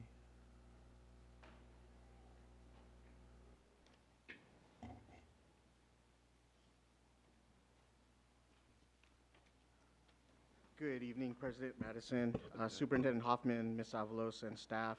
My name is Bobby Dalton G. Roy. I'm a resident of Trustee Area 3. I attended Valley High School, Jackman Middle School, Union House Elementary, and before that was open, Charles Mack Elementary. I thank you for all the equity and healing work that's being engaged in. We have come to a time in our community and our country where everyone is afraid of everyone. People use social splatter to call each other names and to talk past one another, even while sitting in the same room. We label our neighbors, family members, coworkers, and strangers as the other, robbing ourselves of our common ground. We can't go on like this, and we must build bridges across our differences. I see this work, especially the ethnic studies work, as an opportunity to reclaim our stories, to talk about what keeps us apart, but more importantly, to talk about what brings us together, and to talk about what time it is on the clock of our community, of our world, and what we can do to make a positive difference. I see this work as an invitation to create learning environments that address these topics face to face. It is an invitation to create a space where all can feel valued and where every participant consents to co-own, co-design, and collaborate on how we co-liberate our community from the traumas of our past. Thank you for reaching back to bring forward not just our intergenerational traumas, but our intergenerational wisdom, intergenerational faith, intergenerational hope, and intergenerational love. We cannot address policies and institutional change until we have right relationships with one another. As we move forward, with the districts occupying a unique constitutional position under a permissive education code, I do hope that this work is accelerated because it will create a space of belonging, because not belonging has negative consequences to our well-being. I also want to point out that the model curriculum was posted to the CDE website on May 3. That was this past Friday. The IQC will meet on May 16 and put it out for public review and public comment. So they'll start to receive public comment until the fall of this year, at which point they'll advance it to the State Board of Education, and the State Board of Education is expected to take action on it in January or March of 2020. So again, I do hope that the district, because of that unique position, will be able to accelerate it and move forward with this because it's so important to our communities. Thank you. Ms. Lorraine Pryor.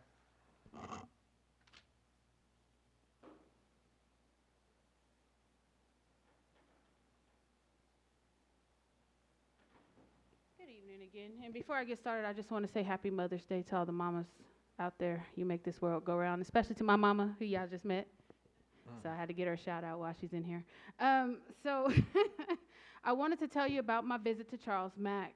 We had a fantastic time with Principal Phil Ridley.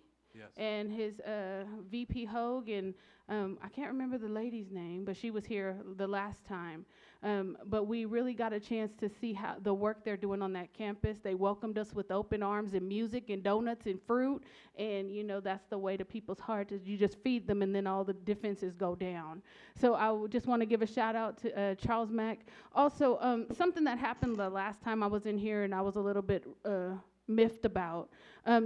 You all gave Pleasant Grove an award for an action plan, and you had a school who's been doing things for 3 years, and that is not equitable. And we need to watch that. When we're giving out awards and we're recognizing people for the fantastic work that they're doing, we can't put them against somebody who's not even started to do the work, and they just have an idea of what they want to do. We got to see what they're doing and let them put the proof in the pudding before we start giving them awards. I don't know if that was political. I don't know if it was something to give them because they've had such a hard year, but we got to watch that because that wasn't equitable. And then one more thing, I'm sure I have one more thing. So I attended the PARS meeting, and again, we went over your discipline numbers in this district. Very, very concerning and alarming to me that we are still seeing the over-discipline of black children. And I know in that meeting they wanted to tell me it was black and brown children, but population-wise, you have the largest population of Latino students in this district, and you have a small percentage, 12% I think it was, and it's 26% Latino, but 12% of black students, and they have the same amount of occurrences. That's alarming to me. Also, you all are not able to require training, but it's a suggestion. I would like for you to suggest more forcefully, because there are issues that are going on your campuses present day, and we can't wait till people decide they want to be in the room to get trained on certain things when they're obviously lacking. So I just wanted to put that in there. I appreciate the fact that you all are highlighting people who are doing actual work in your district. We need to keep that going, because everybody needs to be seen, everybody needs to have their time to explain the different programs, and maybe you can find something that's an example at one school that we can start to implement at another school. We are excited to continue to partner with Monterey Trail. We are excited to partner with Charles Mack and Jackman. So again, thank you for highlighting these things, and we want to be integral in moving forward, moving some of these programs to some of your other campuses. Thank you. Ms. Allegra Taylor.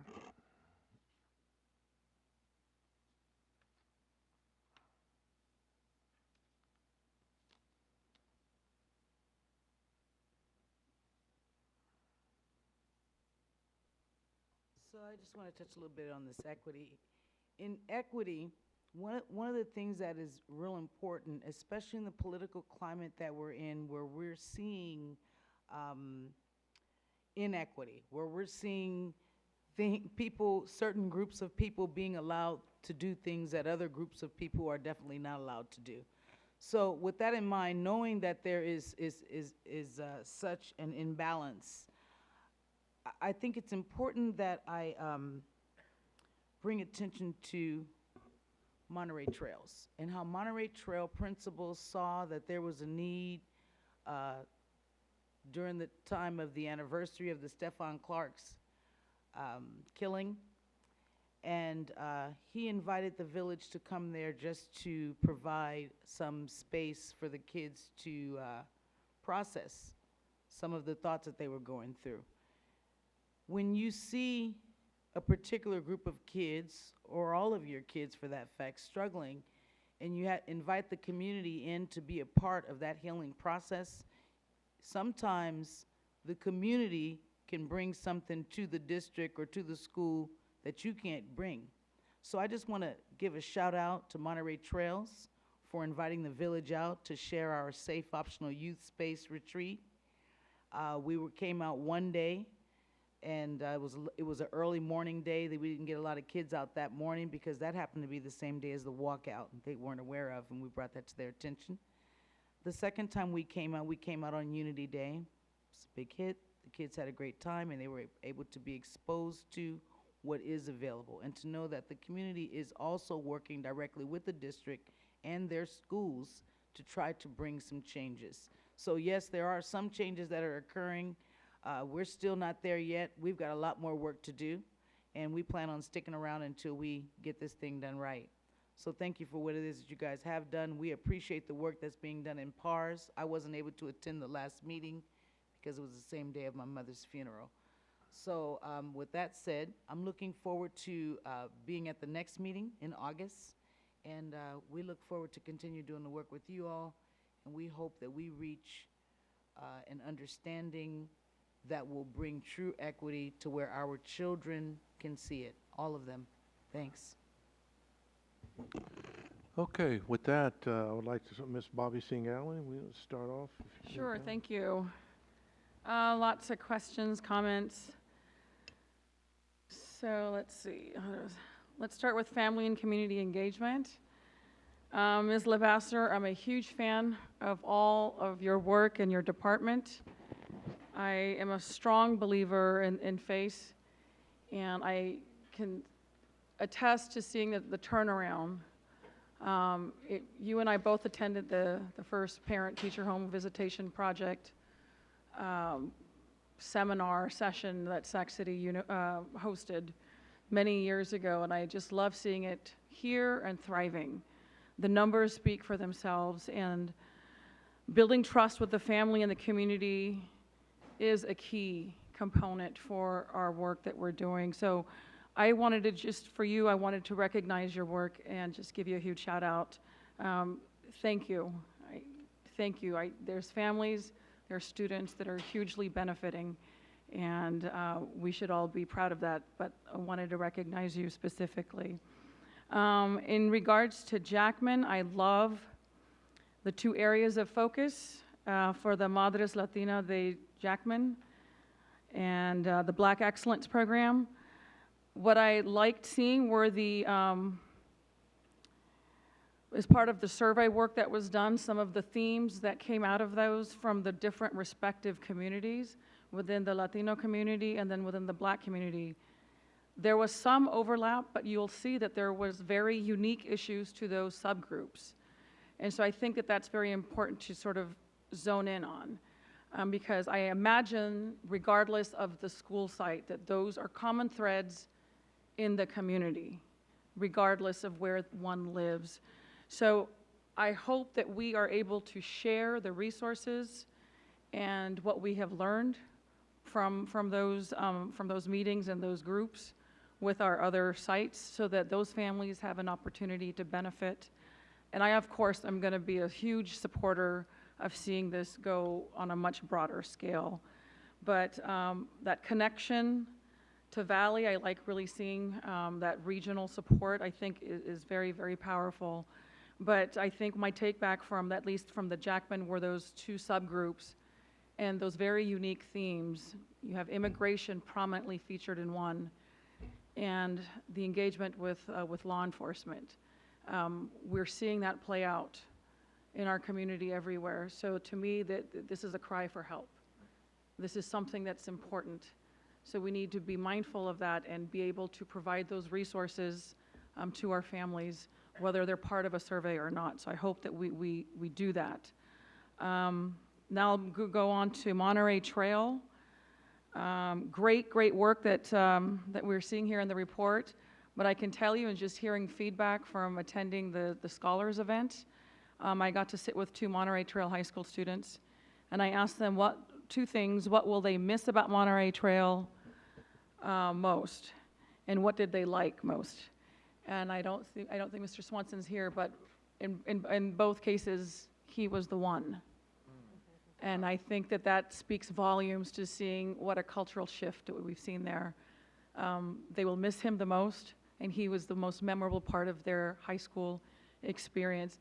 And in seeing the feedback and seeing the results of the work that's happening, that he proactively is seeking out those resources and those community connections, speaks to his leadership, that he's not waiting for something to happen.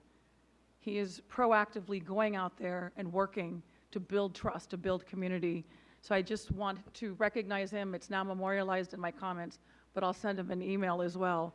I think the phenomenal work that he's doing, as evidenced also by the students that I got to speak with last Thursday. Excuse me.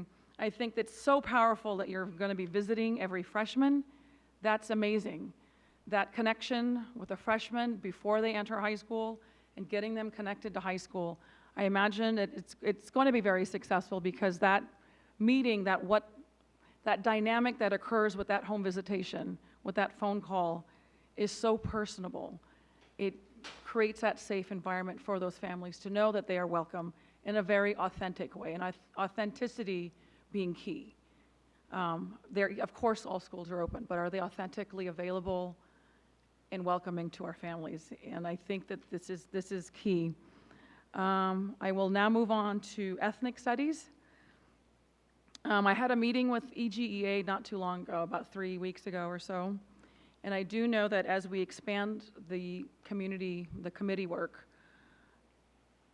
I want to communicate some of the feedback. It's different having teachers there as opposed to, while they are members of EGEA, that they also want to be part of the dialogue as we grow this, as perhaps the next phase. So I just wanted to share with you what was shared with me, that they want to be part of that conversation, because sooner rather than later, we're going to be having those discussions of whether ethnic studies is a graduation requirement, or secondly, if it's an elective. Having that buy-in with our teacher group is very important, in addition to the wonderful work that the community is doing. I want to recognize Ethnic Studies Now for their diligence and commitment. I hear from some of you from time to time as I check in, because one of the things that I am very interested in is making sure that the group, Ethnic Studies Now, feels like they're represented, that they are heard, that they are included in the discussions, that they're not just a group of people that it's participating, but in a very authentic way. And from the feedback that I get from different members of the group, I'm hearing very positive things. So I want to recognize that, and I really appreciate that, the authenticity of it. Regarding the timeline, I know it's sort of mentioned, but I think at least this board member, I'm going to be interested in seeing, what are some of the next steps. And I saw some of those, but in terms of actual dates, that goes to some of the public comment as well of, what does that actually look like in terms of implementation? Are we waiting for the state? Are we going to be able to do it beforehand? And what is it that we're going to be doing? Is it a graduation requirement versus an elective, and so on? I am definitely eager to be part of those discussions as we evolve into those areas. I'm a huge proponent and supporter of ethnic studies. It is one of the common themes that came out is as part of our race relations community forum that took place over a year ago. So I like that we are actively participating and engaging and working towards that goal. It is also very important to me to do it right. So while I want to see things move fast forward, I've also seen the benefit of doing things right. Some of our board policy changes are a great example. I wanted to see things happen quickly. But because we were very deliberate in our process and inclusive, we were able to come up with a product that was embraced by all parties. So I think that there is a logical reasoning for doing it in a methodical way, but I hope it's not so slow and so slow that we're not able to move on it either. So that's just something, as someone who's very passionate about ethnic studies, that's sort of part of my thought process. Something that was not mentioned here, but Mr. Cerruti just touched on it as he walks in, is part of his comments. It is related to this topic, while it's not part of the presentation, and that is just a status on the incident reporting system. I imagine it's perhaps coming, but I would like to see what that looks like. What is the data? How many calls or incidents, or how many incidents are being reported on a weekly basis? Is there a site breakdown? Are there more in some sites versus others? What are the common themes? So I would be interested to know that, something that we've spent a lot of money in, and, about 14, 15 months to get that launched. I'd like to see what the results are, at least for this initial phase, to see what's working, what's not working, what tweaks are needed, perhaps. Our plan, ma'am, if this works, and Yeah. obviously we'll do what the board asks and through the direction of Superintendent Hoffman, but our plan was just to hold off a couple more weeks, and we Yeah. go to realizing that we have modified traditional and year-round, Right. but nonetheless, if we kind of go to the end of the beginning of June, and we'll go from the point that we implemented to You have then more data. a BC will come out and or whatever direction that the board provides, but we will absolutely provide a Wonderful. report at that time. Okay, and then last but not least, and I look back through my notes and I haven't seen anything. It may have been sent by the district, but I can't seem to find it, so I'm going to just put it back out there. As we move forward in the future, moving forward in our great work in equity, I know some of the work was started decades ago by a number of leaders in the community with SEED, which stands for Seeking Educational Equity and Diversity. Have we learned from any of those folks that were involved? Are they part of the discussion? I know that this somehow, I feel like it's emotional for some, only because very few are willing to maybe talk about it openly, and I'm not sure why I wasn't here then. So if it is some taboo subject, I'd like to know why. I don't think anything should be taboo, because there was an organization, there was a group, not an organization, but a group that worked on this. What became of them? Are they still around? Are they part of our dialogue in terms of educational equity? As we build towards a strong future, we also have to reflect on the past. So if there was great work that was being done and then abruptly stopped, why? And how do we learn from those powerful resources and the knowledge? The knowledge is still there. And I bring this up again because I still hear about it from folks in the community. SEED still gets singled out from a number of folks. So I'm bringing it back here so that I can, ask for additional information, but then also find out how we are using their knowledge, and how does it integrate, if anything, just so that when I have these meetings, I have something to go back to. So if it has been shared, I apologize. I don't remember seeing it, but if it has, send it again, and if it has not, I definitely would be interested, because it is something that we invested in once upon a time. And whether we change the acronym or change a committee here, the work, I imagine, is still mostly the same. It still focuses on equity. So I'd just like to see how it's being integrated, if at all, and what we plan on doing with it. So other than that, excellent report. This is one of my favorite reports I like to see. So thank you.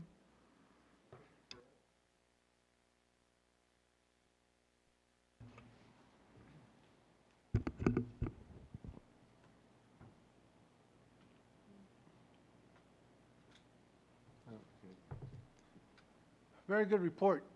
Can you hear me? A very good report. Good presentation. I'm glad you stated that this is example of just the variety of other programs we have throughout our district. But on goals, page 3 or sheet 3, I would like to see people, policies, practices, affirm all, leverage assets, address needs. I like to see goals under those subtitles because to me, you only mentioned 3. And also equity and achievement gap and how that affects the achievement gap we have here in our school district. Most important issue is policy and funding. How do we address those issues through policy, and how much money, funding do we, for instance, engagement. I've been professing and talking to my fellow board members that we just give chump change, little monies, $200,000 for parent engagement, community engagement.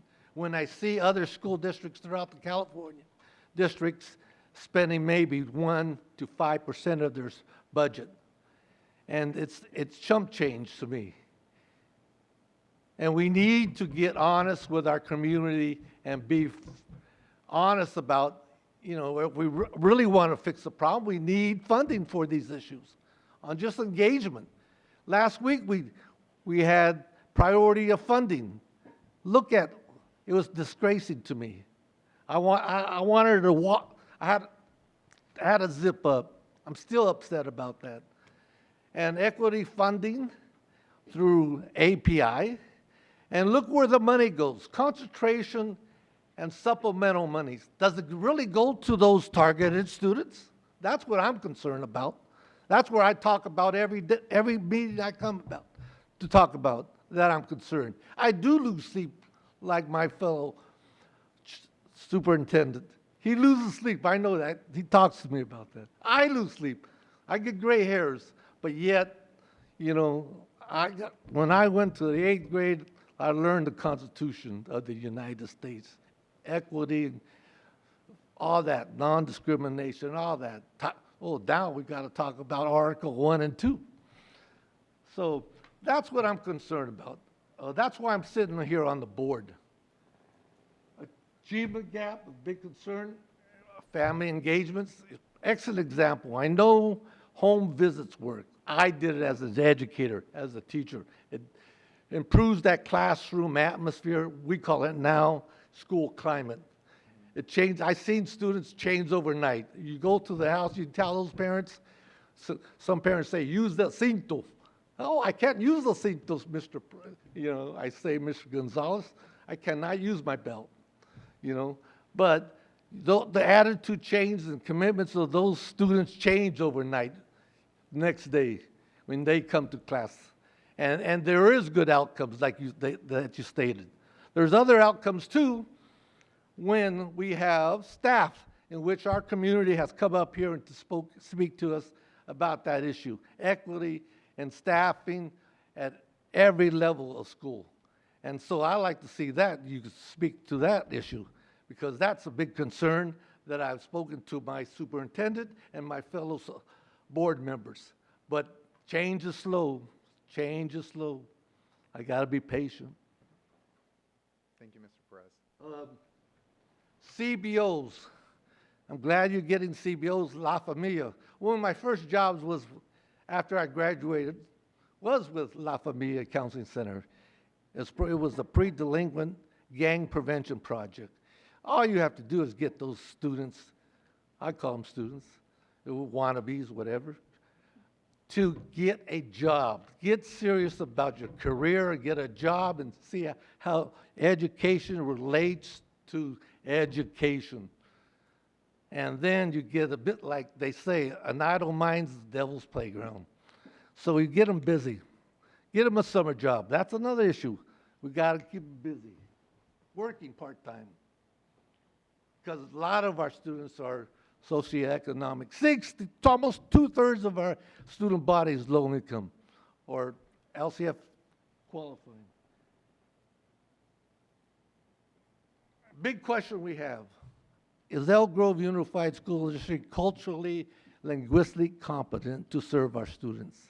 That's a big question. I always ask myself. You know, change again doesn't happen. And we had a Latina here. I relate to her because when I went to school, I had to give up my language, my culture almost, and then had to regain it when I went back to college, understanding why, who in the hell, excuse me, who am I? What kind of student am I? What kind of person? They took all that pride away from me.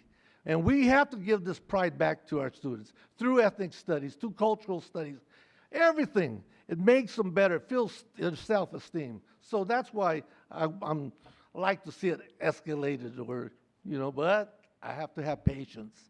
Patience, Tony. Now, the issue with a newcomer center. Again, I had the experience of developing a newcomer center for Sac City Unified. Beautiful program. It was geared for 7th and 8th graders. Then when I left, they were transitioning to pre-K to 6th grade. Excellent program. Have you seen it? Have you visited? That was very good. Connie Fong, myself. It's needed desperately. You know, is it going to be? My question is it going to be a pull-out or self-contained classroom? Or I wasn't sure, but you didn't mention that.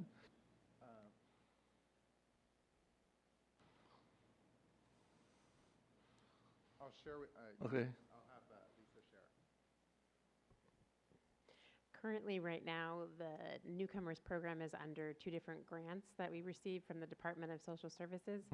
And what we agreed to do in the grant was to create a program that would consist of parent workshops, mentoring and tutoring for all of our students who are new to our district, as well as create welcoming videos to help them navigate the Elk Grove Unified School System. Okay, and then, like I said, you know, I appreciate people coming from the community speaking what the concerns, because a lot of those concerns echoed my concerns. So that gives me support, and I hope my fellow board members listen.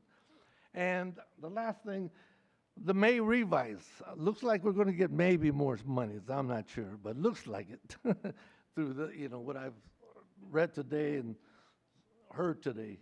So please submit some budget proposal changes, like there in state government they call BCP, budget change proposals, for your type of projects that we need in our district. You know, your committee, your group took a long time to develop again, but yet you're here, and you know, again, changes happen slow. That's what bureaucracy is, but it's happening. Thank you very much, all your staff, and you know. Oh, another thing. I thought it was over. Another thing. Please get some data sets from the Department of Finance, the Department of Education about minorities are no longer minorities. We're majority. There's a good book about that too. And we need in-service training. Okay, thank you, sir. I thank you for an excellent report. I just have 4 quick comments. A lot of things have been said. I want to say how much I value the home visit experience. I was able to be trained and go on one, and I think it is life-changing, and I connected with someone that I just connected with again this week because I had shared my information when I was there. She was changing schools. She had a concern about her child. She reached out. It was a 4-6 minute process, and it set the way for a new student at a new school in the right way. So it's just an incredible program. I did not know about all the things happening at Monterey Trails and Jackman, so I appreciate learning those things. I appreciate that they asked parents what they wanted, and they didn't assume that we knew what they needed. And I think that's a large point of when we do this work. We don't know what people don't know. So we must ask, and we must ask how we can help you and your child achieve. So I thought that was one of the most impressive things I heard, is they asked what the parents wanted, and as Bobby highlighted, they were different things. And so there are different strengths, just as we all have different strengths. So recognizing the strengths and being able to help them in the parts that they need. And I appreciated the work that we're doing with ethnic studies and the update. So thank you, Danielle. Well, I too had a very long list of thank yous and appreciations, but I think they have mostly been covered, so I will try not to be repetitive. Great report. I'm always conflicted when this item comes up because I want to celebrate and spread the stories of success. And I'm humbled by the work that remains before us.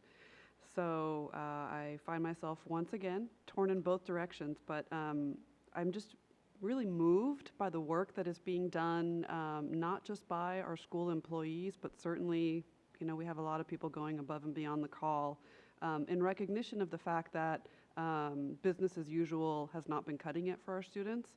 So I'm so appreciative of everybody that you've highlighted today and all who have supported them.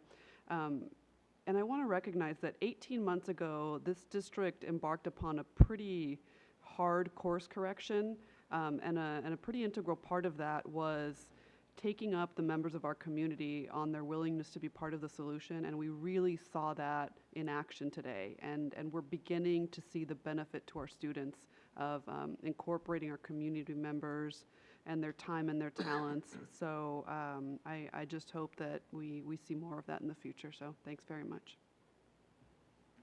Mr. Fortuna? Thank you. Matt, I only have one question, but and I apologize. Is it Danielle? Danielle? Donnell. Donnell. Okay. Could you come up?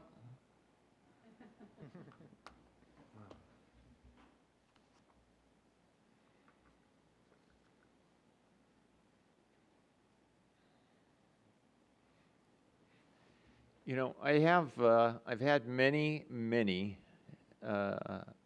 discussions with Mark Cerruti and with Sue Larson about why we do things and how we do things, and in particular when we are going to make change.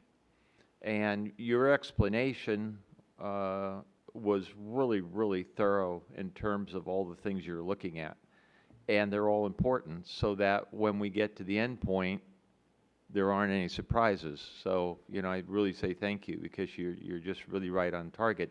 I have just one question, and that is, what process are you using or will you be using to get representation from all the high school sites and alternative school sites? So currently I have a History Social Science Steering Committee, and when I brought reports back from our first two meetings, that's been an opportunity for people on steering to recognize that they would like to have their site represented. So since this is serving as a subcommittee, that was kind of the first step, is to say we have these 5 sites represented. So that means that 4 of you are not, including an alternative. And so we just actually had a steering committee meeting where the 2 leads for 2 schools that are not represented are coming back to me with recommendations. And part of it is just providing them, when we come back to them with a report, they realize how important it is for their sites to be represented, because this course will be available at all sites. Ultimately, though, because it does serve as a subcommittee, if there's someone who's a site not represented, I'll pull them from steering and have them part of the subcommittee, because it's work we're going to have at all our sites. And so we want to make sure, as we move forward, this is kind of the initial group, that all sites are represented. Well, again, you've hit on the issue of importance, and whatever we do down the road is going out to everyone, and it becomes imperative that everyone has participated. I'm never at a place to think that everybody will participate at the same level or have the same expectations, but it's important that they're part of whatever the development is that they may in the future have to implement. So thank you. You're again, you're going down the right road, so Thank you. appreciate it. Okay, it was a very long report, but very beneficial. I thought we all got a lot out of it. I want to thank all the folks that presented today. Thank you. Mr. Espinoza, it was refreshing every time we come and get some new information there. You know, just a real recap, all my colleagues, the home visits with Jackman and Monterey Trail was outstanding so far. We're coming out of the gate on that real well. Want to work on a broader scale. You know, the engagement with law enforcement, I think at a young age is, I think, critical to some of these kids so that they understand what's really going on. The great leadership, I know Ms. Singh Allen touched on that, and I had that in my notes. What drives anything, I think, in any organization is the leader of a given school or any organization is the one that really pushes and make folks feel good there. From the janitors, you name it, the kids, they know when they have good leadership there. And I think that's what really drives any program. And you can see what's happening at Monterey Trail there. When we talked about the incident reporting system, I think Mr. Cerruti addressed some of that. Ms. Singh Allen brought up the ethnic studies, EGA part of the process on that too, which I think is very important. And lastly, I just on the part of the Black History Month, I guess I was there. I saw a Monterey Trail was outstanding. Valley High School had a nice one as well too. I guess the question is, how are we going to improve in February? How can we expand that a little bit more throughout our district? I mean, this is a huge district and it's a very diverse district, but I don't think we're going to rest our laurels on 2 schools or 2 high schools there. I'm just curious what is your kind of outlook on that? Yeah, I'll say that this year we made initial attempts to work and celebrate and share the work that was being done with Monterey Trail and Valley High across the district in collaboration with our communications department. Now, our main goal was to learn from us being there at Monterey Trail so that way we build capacity across our departments and our district and with a wide range of stakeholders to go out and share that work with other sites and invite folks in and also inspire them to engage in this work at each individual site as well. We're also working in our Office of Educational Equity to provide some ideas and some guidance that we've pulled from all the sites that shared how they were celebrating Black History Month. And we've created some guidance that could be applied to any of our resolution, any of our diversity celebrations, to inspire schools on a wide range of things they might do from the classroom all the way to the community and event programming on celebrating and these months throughout the year. Okay, I just think it's the diversity in all the ethnicities is important that the kids really understand. And just moving a little farther, I get concerned sometime of the rural areas where it's really needed out in some of these areas, and they really don't see some of the ethnicity or the languages that spoke in some of these rural areas that I visit and I go around. And because we don't have a lot of diversity at all, right, from teachers to staff, everybody. But the bottom line is somebody's at the local level has to drive these programs. Yeah.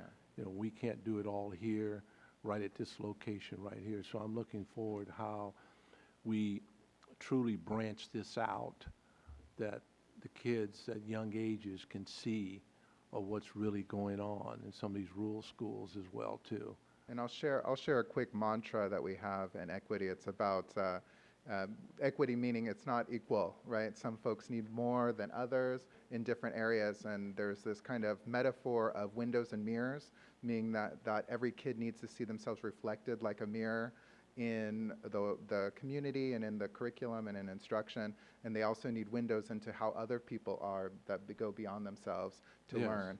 And the equity aspect of that is that there are some folks that are already very reflected in the curriculum that need more effort made to give them windows Yes. into other cultures and communities, and then some folks that are not seeing themselves reflected, where we need to take extra effort to make sure that they get more mirrors. And so that's kind of the paradigm that I'm bringing to the work and to share with the wide range of communities that we serve here in our district. I appreciate that. That's what I'm looking for, to see how, as we move forward. I think we've got some good things going on. I'm one that believes to get it right. I've seen many districts jump into the fire really quick. You know, they want it done tomorrow, and it's messed up. So we've known to do things in the right way, and I think we're headed on the right track, although we want it done real quick. But I see this is something that's very important for this district, so we don't go through situations at some of our schools that we have had here recently, and they know we're making the effort, not only from the board members, from all cabinet and staff, all the way down. Well, with that, that's a wonderful report. We appreciate it, and we look forward to it in June. Thank you. What you got? Thank you. Okay, do we have any bargaining units like to come up? None. Okay, thank you. All righty, other items from the floor, from the board. Mr. Fortuna. I missed the... Yeah, the reports. Let me You go went- back one second. yeah. I missed the board members' reports, committees. Do we have any? Ms. Albiani? I just wanted to say that Nancy and I were able to finish the CSBA year-long equity committee we were on, and it has gained funding for a second year, and part of that funding is to start a new cohort of 20 people, which will do something similar to what we've been doing. And the second part is to provide us with PD to bring back to our own boards and our own districts.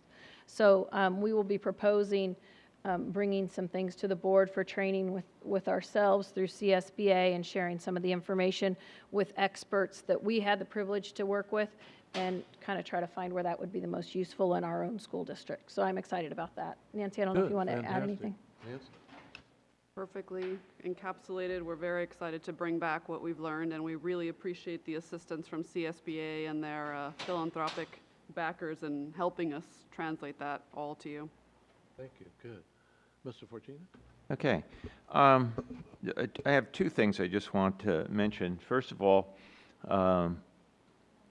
I can't be more pleased as to how the Student Scholar Significant Educator recognitions are happening. In the past, when they were done all together, to me they were impersonal. They didn't really give parents an opportunity to interact with other parents and kids, and so the way in which the schools are now providing those, to me, is just really excellent, and I'm excited. One of the board committees I'm on is a steering committee for FFA, and tomorrow night Elk Grove High School will have its recognitions. And as part of that, and I want to mention it publicly, 3 absolutely beautiful and wonderful girls, Sophie Bella and Sammy Albiani, will be going to the Nationals. They did well at state, and all 3 of them are headed for the Nationals, and they are to be recognized, and their mom and dad. Thank you. Great. Mr. Hoffman, do you have any?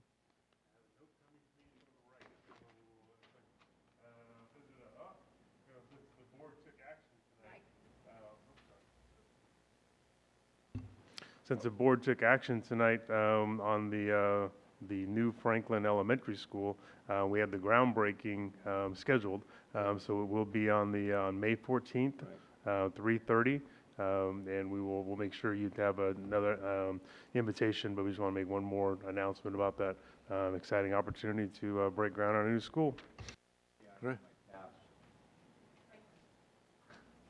And we're going to try to clear out a little space, so it'll be a little bit, but I would not bring my best shoes. Might be my. I can attest to that over the years. Don't come dressed up. Will the families, will the Totally Franklin good. families be invited to this? Mhm. They are, okay. All I have, I just want to mention that the scholarship dinner for the kids last week was just fantastic. We gave out over $200,000 of scholarship money. So it's growing all the time. Our concern is where we're going to go with, we outgrow the church that we have it in now. So it's a concern. So, but it's a good concern. So yeah, we just don't have huge facilities in Elk Grove that can accommodate the amount of kids we have in our district. But that's something we got to work on and see how we're going to handle that. So, items from the floor. Any other items from the floor? One thing, on May 22nd at the Capitol, there will be a school funding rally at 4 o'clock. It's also the CTA Lobby Day, so you'll see educators all at the Capitol. And at 4 o'clock specifically, CSBA has requested school board members to participate. And I think that's a joint rally because CTA is advertising at the same time. So I think Yeah. it's It's labor combined. management, everyone together. Yeah. Okay. I just want to make one comment, go back. Ms. Fortuna talked about the honor scholars for the high schools. To all my colleagues on the board here, I think it's imperative that you make an effort to go to some of them. And I think since we all have our different areas a little bit, it's hard to get to everywhere, but I think it's important to see those kids, as Ms. Fortuna indicated. So when the list comes out each year, you see all the dates. I know it's difficult, but at least try to get into your area and meet some of the parents that some of these brilliant kids that you'll enjoy seeing there. Okay? Okay, with that, we'll join the meeting, at 40 hours. Thank you.